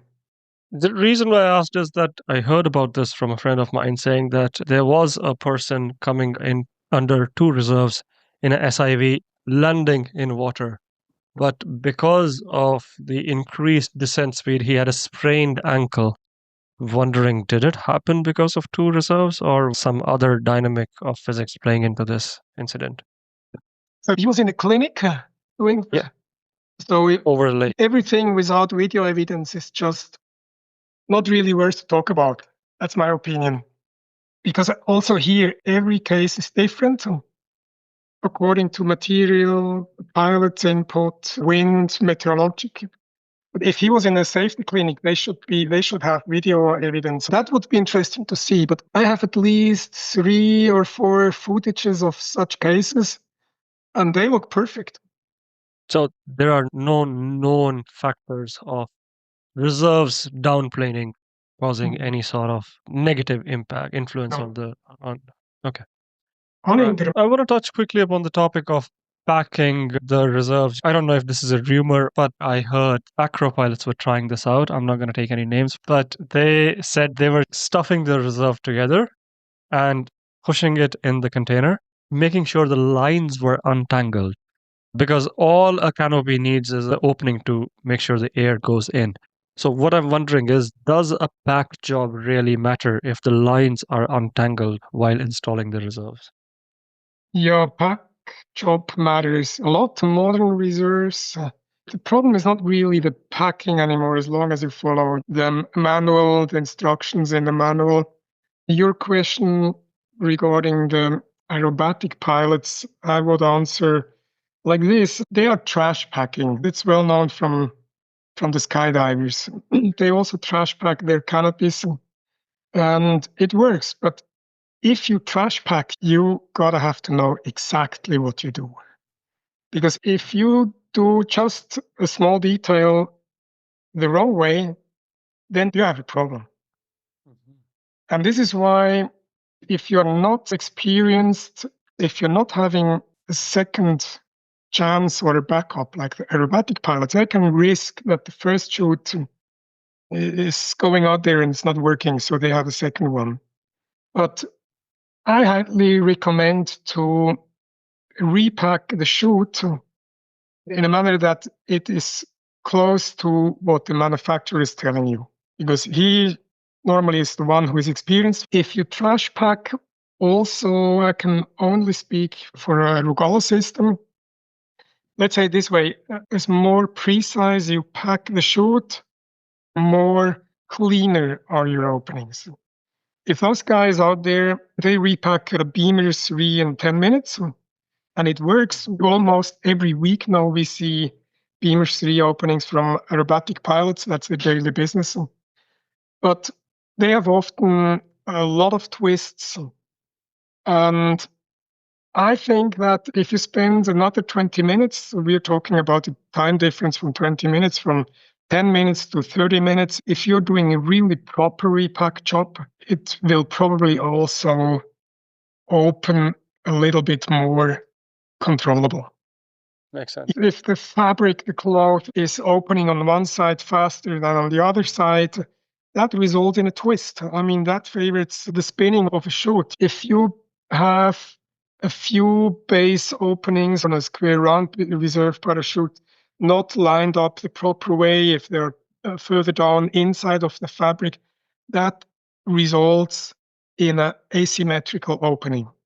So you have movement in your chute, which you probably won't or wouldn't have if you spend more time and do it not the trash way. Fair enough. So to conclude, trash packing works, but only if you are an expert of the subject for ages, and it comes with its own strings attached. So just be aware if that side of packing excites you. Yes, plus you will have a second reserve with you. Then I would sign this statement. I love the little disclaimer at the end, the second safety net. When in your career should you seriously start considering to pack your own reserves? This is subjective. A lot of this depends on how much money do you want to blow in repacking. But to become a good pilot, a self-sufficient, independent pilot, like how many hours or how many years into the flying you're like, all right, now I've let enough people take this responsibility for me, but it's high time that I become a packer that I can trust my life with. Oh, difficult question because I think it depends also the location, the country where you are. Like over here in Switzerland, we have a very high level of well-formed riggers with a lot of experience, with a lot of knowledge. And in my opinion, over here, I don't see a reason, unless you're an acro pilot. Acro pilot, you spend a fortune being an acro pilot and giving your reserve parachute to a rigger every time. It costs quite a bit of money. But as a weekend pilot or even competition pilot, I would say let this job to a professional. It's not only the packing of your chute.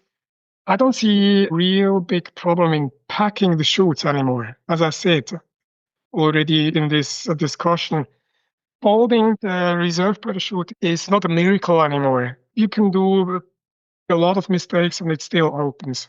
The problem is the compatibility and the different parts. In skydiving, you have maybe 5 or 10 harness manufacturers, and you have probably the same amount of chute manufacturers, and they are all certified by the FAI. It costs a lot of money, and they follow certain rules and standards which we are in our community far away from where they are.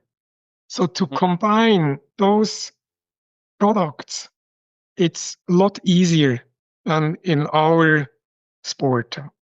In our sport, we have so many different manufacturers. We have so many different outer containers, like front containers, side, bottom, top, whatever. Everybody invents a new closure system. We don't have any standards at all. And then on the other side, we have the manufacturers of the reserve parachutes. They come with their systems. Everybody has their own ideas of how to design an inner container bag. And now you need to combine a reserve parachute to the inner container bag of your harness manufacturer. There are so many possibilities to fail. That's the problem. We have so many accidents where none of the pilots throw their reserves. And sometimes we don't know if they ever tried or if it was not possible to get it out. And that's where I see the bigger potential for problems regarding this matter. And if you are in an area where you do not have just professionals around the corner, I would really look for a good formation by someone who really understands how to do it, and that you learn to put together your equipment. And if you buy other or new equipment, get trained again and follow the manual. Most important is the compatibility test. Put your harness into a simulator, sit in there with everything, gloves, goggles, helmet, put everything on you're flying with, shake that thing a little bit and try to open the reserve you packed before. But I think with tests like this, we could avoid a lot of problems. Indeed. The part where you mentioned that paragliding has more variables not addressed than skydiving is key because of the regulation and the endless combination that anybody who wants to be a manufacturer comes out with in good faith. I'm not denying the fact that everyone wants to put out their product with the best safety, but still, in unregulated market, this is the Achilles heel that exists.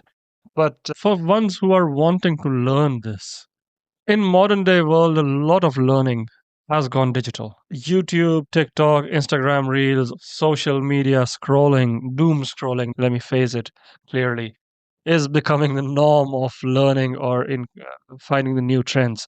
For those pilots out there who are referring to YouTube, and I know there are, me included sometimes, a lot of times manufacturers go out there and put out instructional videos. What should be kept in mind when you're learning to repack a reserve from a YouTube video or a reel? I think all of us are in a community. I think if in such things, it's really important if there is an exchange. If you can talk to other pilots, join a club. There are people out there which are probably a little bit more experienced, or it's good to have that four-eyed principle, someone else looking at your equipment after you repacked your reserve parachute, because you might get disturbed, you might get a phone call in between and you forgot something. It happens so quickly that we are not focused anymore, especially nowadays with all these influences from outside. So I think it's really helpful if you have someone who can join, supervise you, or give you feedback. Find somebody like Haari and ask them to be a mentor.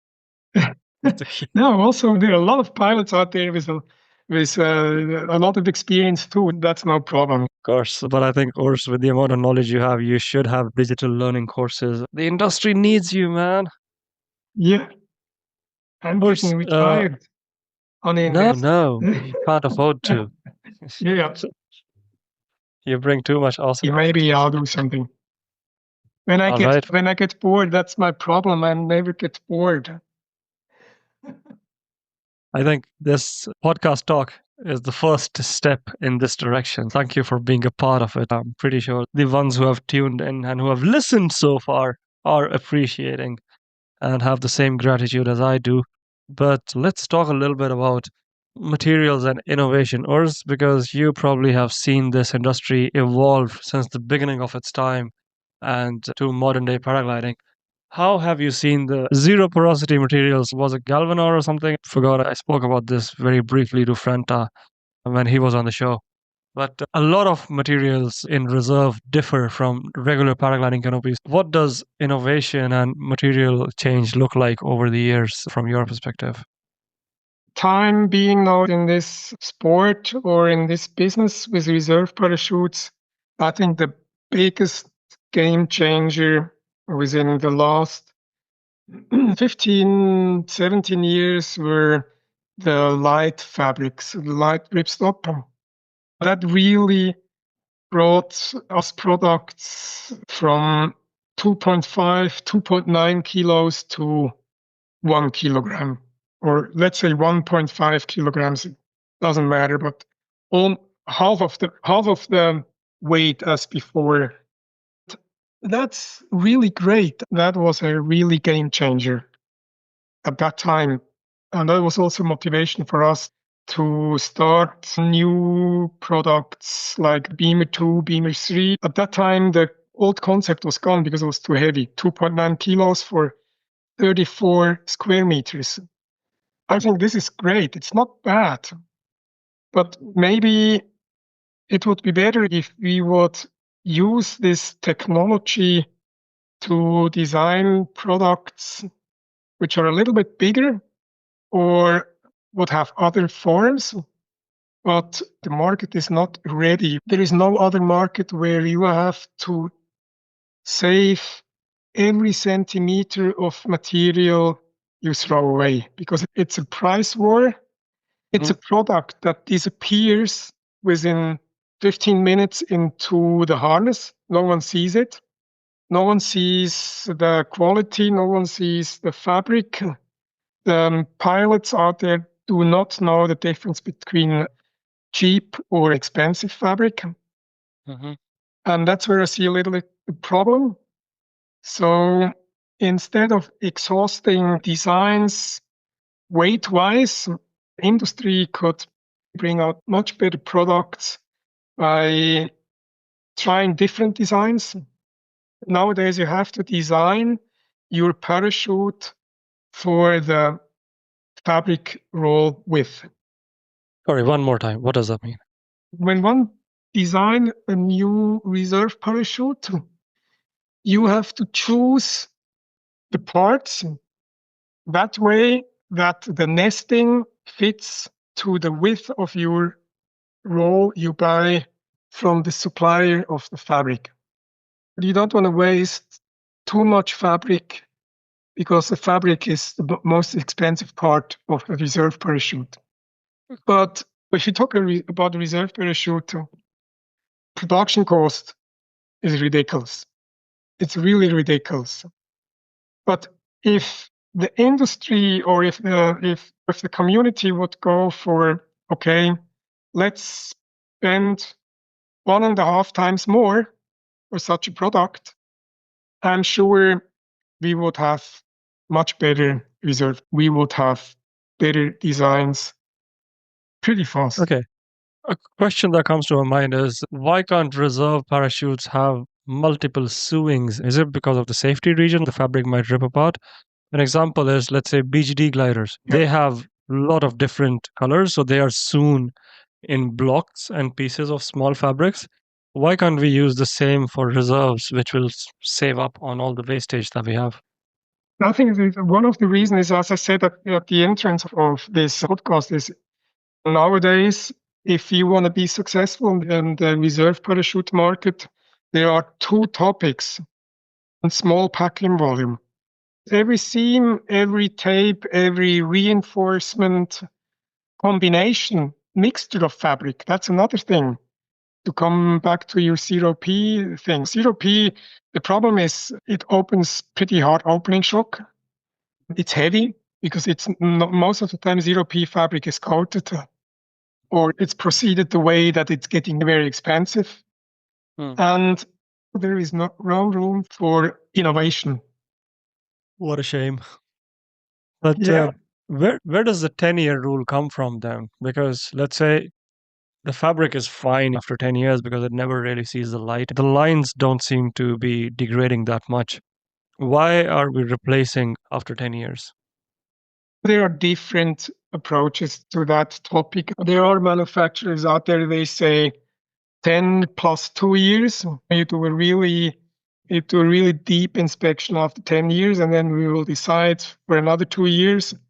The Beamer is like 12 to 14 years for some models. There is the fabric and the lines, they're losing strength during that period. There is a less salt plasticizer, softener. The softener, you have a process with the air, with you, humidity. So you're losing elasticity in those products. That's one point. Another point is use and air. That's another topic. Looking at the equipment we daily get in our workshop, in our atelier for repacking, for servicing, we have customers.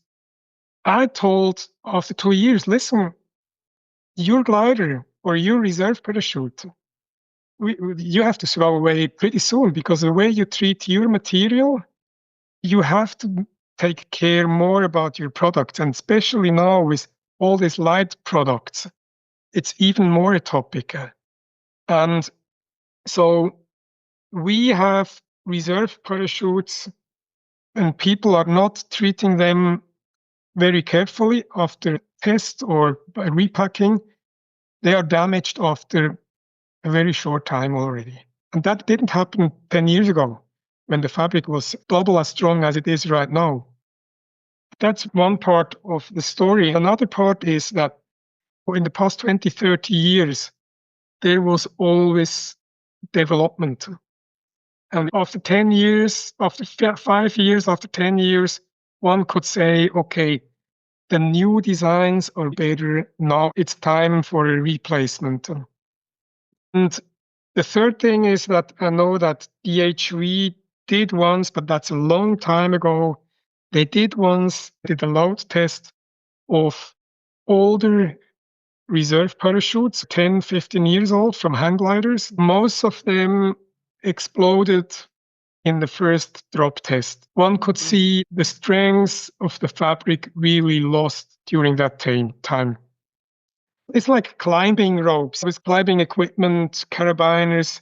We have the same rules. I think it's also to ensure the designers, the manufacturers from liability stuff. Makes sense. But how do you guys decide that this reserve is not fly worthy anymore, or is it reaching that stage? Are there visible signs, or is there a porosity test and the usual ones? First, we do visible tests on the paraglider. We check risers, lines, sewing, canopy. We hang it up in our room, and we have very strong lights from the other side, so we can walk around and see if there are damages. The history is important. We want to know how many openings this reserve had, how many went into water. We have a database from our customer. On the porosity side, it is really difficult. Most of the porosimeters out there, most of the technical gear is not able to measure the porosity because it's too porous. You cannot measure. There is a textile clock, an old one from Kretschmer. That's the only one who can measure. They're very expensive. New instruments are like 10,000 euros. Universities do have such equipment, but not in our industry. And we also cannot compare because we have no experience from this kind of things. But I would say so far the tests, strength-wise, they're really good, and the experience tells us we are on a good way. I'm not sure for the ultralight equipment. No, unfortunately, sometimes the industry needs accidents before they change to anything. I don't hope we have to see that, but it could be the case in the next few years. So sorry to hear that. Keeping our fingers crossed that is not the case. But from a consumer's perspective, Urs, what are the best ways to maintain a reserve parachute and take care of it? Keep it and care it like your baby. Don't sit on it. Humidity is a problem. Don't put the harness into wet grass. When you land in water, don't dry it on the sun. Don't, ground handling. Don't ground handle your reserve parachute. I get always shocked when I see all our aerobatic pilots drying their Beamers 3 after they landed in the water on Lake Gardasee. They ground handle it. You destroy a glider within minutes. Even on a grassy slope, you can destroy the fabric within 2 or 3 moves. The friction with the ground, basically. No, not the friction, but also on the grass, you have sharp grass when it's cut fresh. I see. When you step on it, when it slides on, it can be really a fabric killer right away. So really take care about your reserve parachute. It's your life insurance. It's your last chance. It's really an important part of your equipment. I'm guilty of that because I've gone out and aired my reserve before repacking. You just inflate it and then it does drag a little bit on the grass here and there. Yeah. Don't do that with light fabric. When you hang it up in a room with strong lights, you will see immediately what you destroyed. I can share some pictures later on in our workspace. It's really, sometimes it's difficult to decide when it's a 2 or 3-year-old reserve parachute, modern reserve parachute. Should we still fold this one or tell the guy we have a problem? I know what happens on the load tests at certification. Over 90% of the chutes are failing on the first drop. We are limited with the light fabric. These damages are not visible to the naked eye. It's only when you put bright lights and those kind of things. Yeah, and when you have an understanding of all those things. So how does airing out a reserve look like? Let's give a solution to the listeners. When you have to air your reserve out before sending it for repack, how do you do that? Yeah. First thing, most important thing, put yourself in with the harness into a simulator, throw your harness to see if it opens, avoid every single contact with sharp edges. So try to do it indoor, in a gym area or with a school where they have a large free space. And then take your glider, take your chute on the lines together, hang it up for 48 hours. The humidity must be good. It shouldn't be too dry because of electrostatic charging. You will feel it immediately. In wintertime, this is a problem when you have strong heating going on in a room. When the air is very dry, the fabric charges itself is electrostatic. So the panels are sticking together. So they're not airing out properly. Yeah. Okay. So you need a little bit, you can spray a little bit water into the air and keep it 48 or even longer if you have time. We will compress the material. So keep it open, hanged up in a room, don't stand on it, and then repack it, flat place. Also here again, no sharp items around. Be careful. No ground handling with your reserve. No ground handling at all. This is absolute no-go. Take your old reserve, instead of throwing away, go ground handle with your old reserve, but not with your current reserve. This is bad idea. If you want to see how strong you are. No, but the reason why I'm asking this is there's so many videos on YouTube where SIV Yes, crews I know. show the reserves being aired out on the side of the lakes. I attempt to write comments in there, but I stopped because people think then, the high adventure has a problem because they're using bad material and so on. I stopped, and when I see people ground handling with light material, I always think, that's good for the market. Pretty soon, a new reserve parachute. Yeah, stupidity has no bounds. But okay, so light parachute is definitely a no-no. But what about a regular parachute? What happens? Can you stretch the lines as well? What are the big problems of airing out your reserve out in the wind? It's just mechanical issue from how the fabric or lines get in contact. Lines which are processed very hard, lines which are processed very soft. If they caught something like a Velcro tape or something, you're gone. Or not. So treat it as your baby. Fair enough, duly noted. And I'm super surprised nobody talks about these things. Like, why doesn't this come in the manual?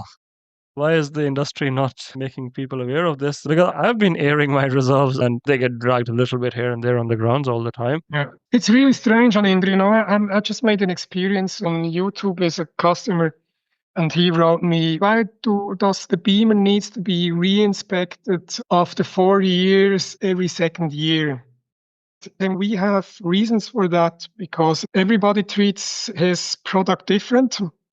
You have people who have an opening. We have people who never touch the reserve parachutes. And he said it has got to do something with the quality because we wrote that after each throwing or after each opening, you have to inspect. We have someone inspecting your glider.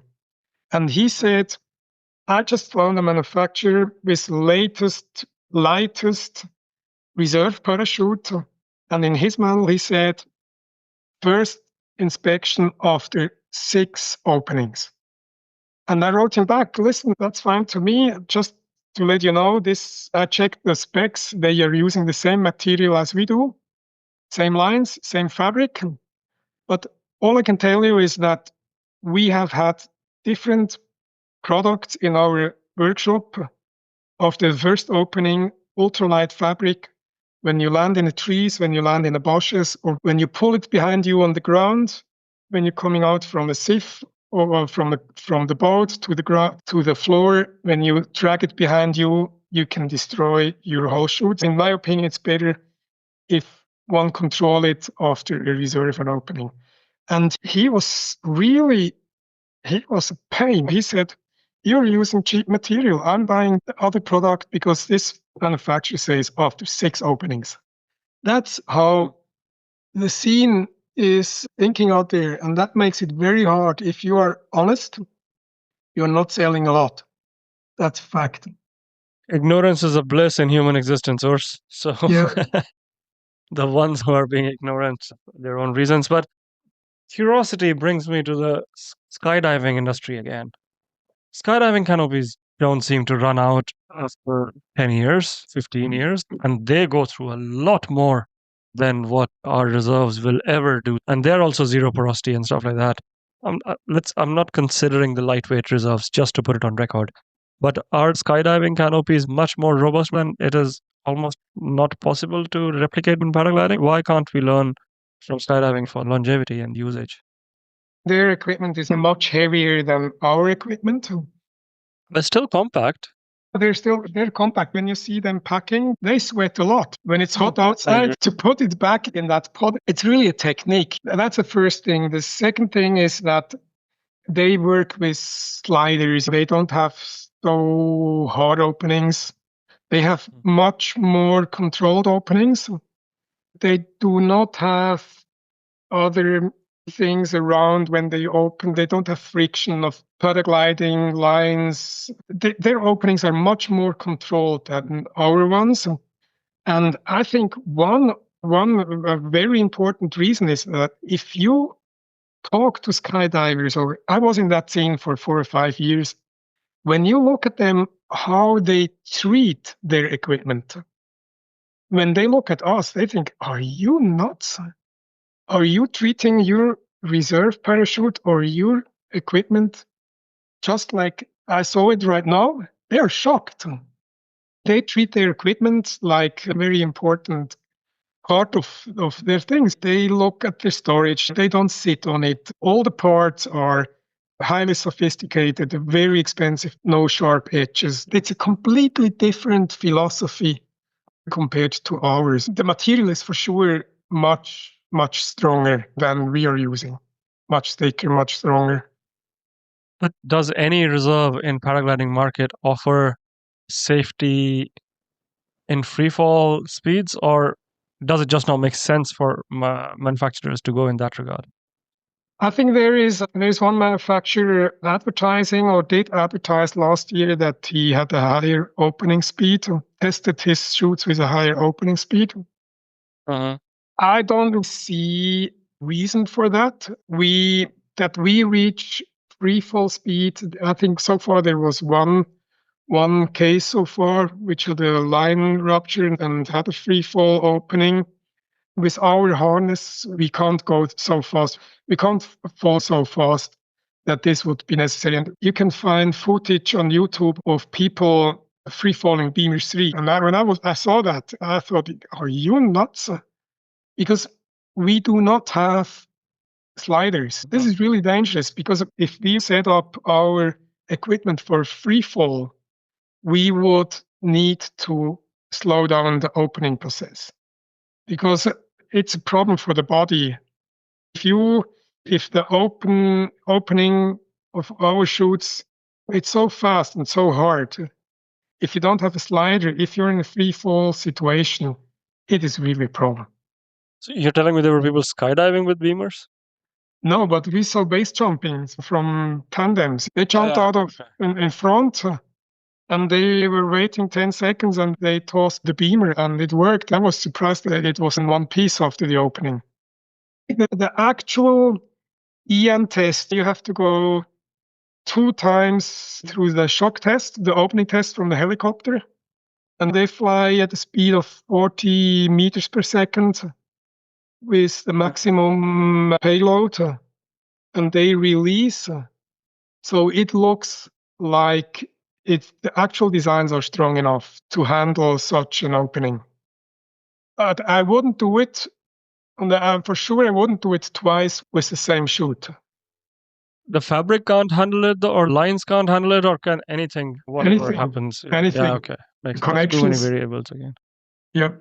Interesting, man. Scary. This was coming from more or less like in a cloud suck perspective, a thing where you have detached your canopy and you're just going up and down like yo-yoing in a cloud suck up and down. It happens because this guy said, or even Eva, the Polish woman who got sucked up in the Australian competition, said they were being thrown up without feeling gravity at some point. The spiral was going up. So that's why I'm wondering when it spits you out or something like that in those hypothetical scenarios. I hope none of that is a reality to anyone, but yeah, quite interesting, quite scary. But I think the Rogallo is from skydiving. That's where it was invented. Yeah. And they use sliders. They had a slightly other construction, but it's based on those designs. Yeah, because the harness doesn't rest my curiosity, because since I started flying an XR7, which is super heavy, as in like 7 to 10 kilograms, depending on your configuration, I somehow feel the momentum it adds to you while coming into land is insane. So even if like you are in a position where you are falling through the air, where the glider is wrapped around your lines and it isn't giving you a lot of resistance, the added weight of the harness and the momentum is going to be pretty heavy on the reserve opening. So I was just thinking in that regard. Yeah. Yeah. If this would be a problem, we would have had cases until now.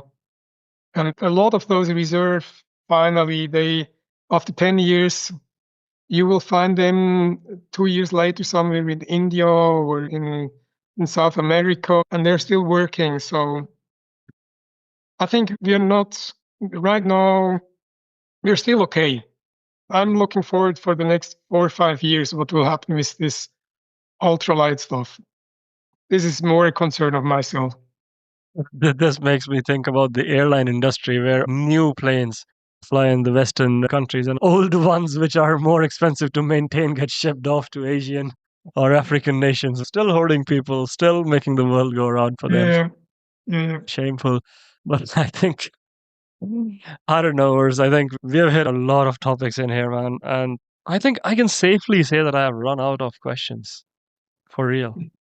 It's done. That's all I had. So the remaining part of the show is yours. Please tell us about your flying experiences, what you have learned, and your final advice that you would like to give to people out there, if at all they have to throw a rescue in their lives. Yeah, maybe looking back at the time being in this sport in the air, I think the most valued experience or grateful experience started flying sailplanes. That I got in contact when I was very young. I grew up on the airfield. My father was a sailplane pilot. I learned how they deal with safety talk, how it works when you change when you change to another glider. You were part of that community in that small little gliding club. And the old guys were looking after the young guys. They also not saw everything we did. We sometimes escaped a little bit from the area where we were supposed to be and did some stuff which was not allowed. I think that helped me later when I went into paragliding, always to reflect on myself and ask myself, is that still good what I'm doing here, or am I getting close to the limit? Is it worse to go close to the limit? And I think the most valuable experience in my flight career was that time being in that sailing club for 4 years. And then when I started paragliding, competition flying, and test flying, my older brother was instructor in the Swiss Hang Gliding Federation at that time for forming riggers. It was really good, and he was quite experienced. And when the quick out carabiners came out, he was asking me about my experience. I was already test pilot, and he said, maybe we should try to see what happens when under reserve parachute and you release your paraglider, to see how that works. He sent me out on a lake, and I flew out. It was 1,000 meters above Lake Brienz, and so this little tiny boat underneath me, and oh, shit, what I'm doing here. I was so scared. And then I throw that reserve. It was a double reserve, a round is a double, the second round on top of it, which worked pretty well at that time. And then I was working for 500 meters on my paraglider. Beastall did everything and found out there are some constellations which are working, others are not. And after 500 meters, I released paraglider with this quick outs. And it was so frightening. I was sinking like 50 meters straight. And then the reserve parachute was next to me. It went back, it collapsed. It was always the same movement. And the sink rate was so much higher. I was working for Flytic at the time. I had a logger with me, so we could see the sink rate. And I was frightened of the behavior of the parachute. And that was in fall 92, I think. And then in summer, I think 93 was the World Championship in Verbier. 1 month ago, I received a paraglider from Idel. I was flying for Idel at that time. And it was a prototype, and I was visiting a friend of mine who had a flight school just around the corner next to a lake. And we were flying for 1 hour together, and then he landed and he went up with his students again. I flew over the water and I did a few maneuvers, and I got a cravat. And I never had that before. It was new. And I was spiraling down, not so fast, but it was spiraling down. And I couldn't hold it. I couldn't fly straight with the opposite brake and weight shift. I was trying different things, stall it, and couldn't bring it out. And finally, I decided not to throw my reserve because I had 3.5 or 4.5 meters per second sink rate. I thought, this is not too bad. Well, it was circling, and I couldn't make it back to the landing area. So I landed into the water, and I almost drowned because at 2 or 3 minutes later, I was completely out. I couldn't move anymore. I was tangled in my lines. And my friend with his students was in the cable car going up to the mountain. He didn't see me, and the fisherman saved me from that situation. And the reason why I'm telling this situation to the listeners is I had 2 experiences which probably saved my life 1 month later, because I was at the World Championship first task. I was flying in the leading goggle, pretty much in front. We were just close to on the last leg, close to the finish line. Verbier. I was a little bit lower, and I had to go for 1 more thermal, and it was on the lee side. A strong valley wind already. It was in the afternoon, and I hit the thermal close to the mountainside. It was a steep cliff with some grassy places, and I get this cravat like 1 month before, and I knew I can't deal with that. I checked the height above ground, and I was really low. I threw the reserve. It was everything. It was like in a movie. It was not clear thinking anymore. It was like, boom, the reserve opened, and 3 seconds later, I hit the deck on a steep 3 seconds. Steep grassy hillside around me, steep wall, 500 meters, like mountain, really ugly place to be. I was so lucky. And thanks to that experience I've made before, that saved my life. And I think that's the point. You gotta have to know when it's time for the reserve parachute, when you can still work on your paraglider, on a problem, when you need to check the height, and when you have to go for the reserve parachute. If I would not have the experience I've made before, I would have probably waited with the reserve parachute because I was afraid. Before I did this reserve parachute above the water, I was really afraid of throwing my reserve. And after that experience, I knew it's not the nicest experience, but it helps. So go for it. And you gotta have to get this into your unconsciousness. You need to have this in your muscle memories. You need to know how to react without thinking in such a situation. And I think that's the point where all of us should go and should be able, in a real difficult situation, to deal with, not to wait for too long. We have so many accidents where people do not throw their reserves, and we don't know why. Yeah, I think that's just like conflicting decisions coming to the mind of recovering the glider and figuring out if it's the right time to throw. But as you said, running these scenarios when you can in a peace of mind. The more you practice in peace, the less you bleed in war. Yeah, that's it. So life is all about living, making it simple and without complicating it too much. Yeah. But yeah, if you want to become old in this sport, you have to practice. You have to practice a lot. Do you still deploy for fun or for R&D? Yes. Pretty soon, when it's getting a little bit warmer outside, we have things to test and try out. Can I put a public service announcement to the audiences that we have finally met an old and bold pilot in the sport? Yeah, go for it. Aren't you? Like, come on, 60 and still deploying for fun. That's like bragging rights for generations. Your granddaughter is going to be like, yeah, my grandpa was so fun. Oh, yeah. Yes. Yeah, that's another generation. They're already wearing helmets for everything. That was not the case when I was young. Indeed. I think, Urs, regardless of however we navigate our lives, there are some challenges which humble us and are a great learning experience. You happen to have faced a roadblock in your life once, which probably has been a learning experience. Are you comfortable talking about that and your mindset coming out from that accident, getting back in the sport, making it count? Yeah, one of the most important things I did, we were coming back to that situation at the Worlds. I was sitting there on that place where I landed, and we had radios. I could have called emergency to get picked up by a helicopter, but I knew that if I'm going to do that, I'll never fly again. Because I was so scared of that situation.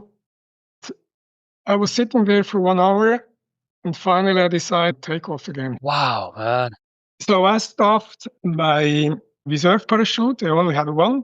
I stuffed it into the backpack of my harness, and I waited for a good moment to take off because it was really not enough to launch properly. But when the thermals dropped, there was a good wind. So I flew back to Verbier, and I was so scared. I was shaking. Everything was shaking. I landed in Verbier, and that helped me. I flew the whole world until the end. But at the evening, I had to find somebody who was repacking my reserve parachute because I was not able at that time. And I felt really bad because I was not sure if he did a good job. He was a competition pilot. And I thought that I gotta have to learn. If I want to really stay for a long time in this sport, I want to know a lot about, and I want to learn all these things the proper way. This is probably part of that journey. If I do something, it's good to have the whole picture, and it helps you making decisions and probably helping you also preventing from serious accidents. It's the same with meteorology, with material, with gliders. I was flying for years. I was flying END gliders, even if I had the potential to fly ENC or END gliders. But I knew that the time for me being able to go out and fly as an entrepreneur, I was stressed all the time. So keep the risk as low as possible and try to do the best out of this, whatever you can learn around. I think that's a little bit my philosophy.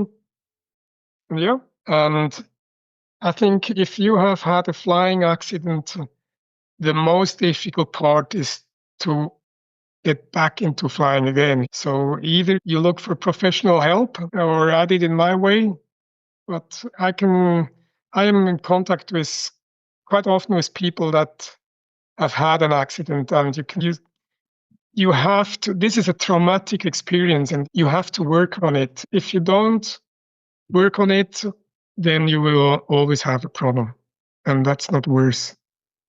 How did the mental part look, and how were you able to get back on the horse briefly for audiences wanting to know how to navigate that after such a thing?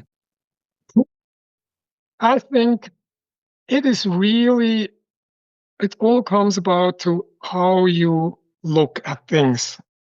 It's a mind game. Everything is in our mind. It depends how you look at things. It's not a shame if you had an accident. Talk about, learn, and try not to do the same mistake again. Grow with such a mistake. It's just like in real life. We do mistakes almost every day.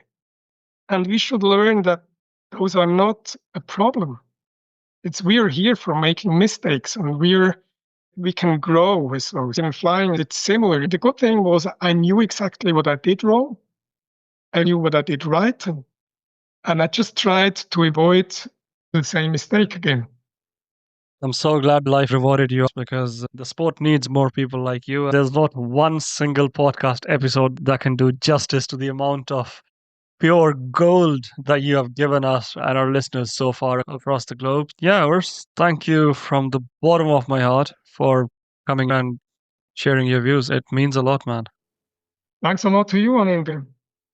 Before I let you go, Urs, what's cooking on your plate next and what can the paragliding audience expect from you? What are you working on? What are the upcoming projects? I'm really enjoying the situation now. I still like to test things. I still like to be in contact with designers. And I hope that I can give or pass my experience to the community. But I don't really have goals. As I said at the beginning of this podcast, I just take every day as it is. And I'm open minded. And I have a lot of ideas. And maybe there will be some realized in the future. If not, it's also good. Love that free will that you have, Urs. What an inspiration. All right, Urs, this has been one of the longest Thanks. talks I've ever had on this show, but it's been an absolute pleasure, man. Thanks, Anindam. Same to you. Thank you very much. Have a good time. Have a good year. Fly safe and have fun. That's the most important. Love it.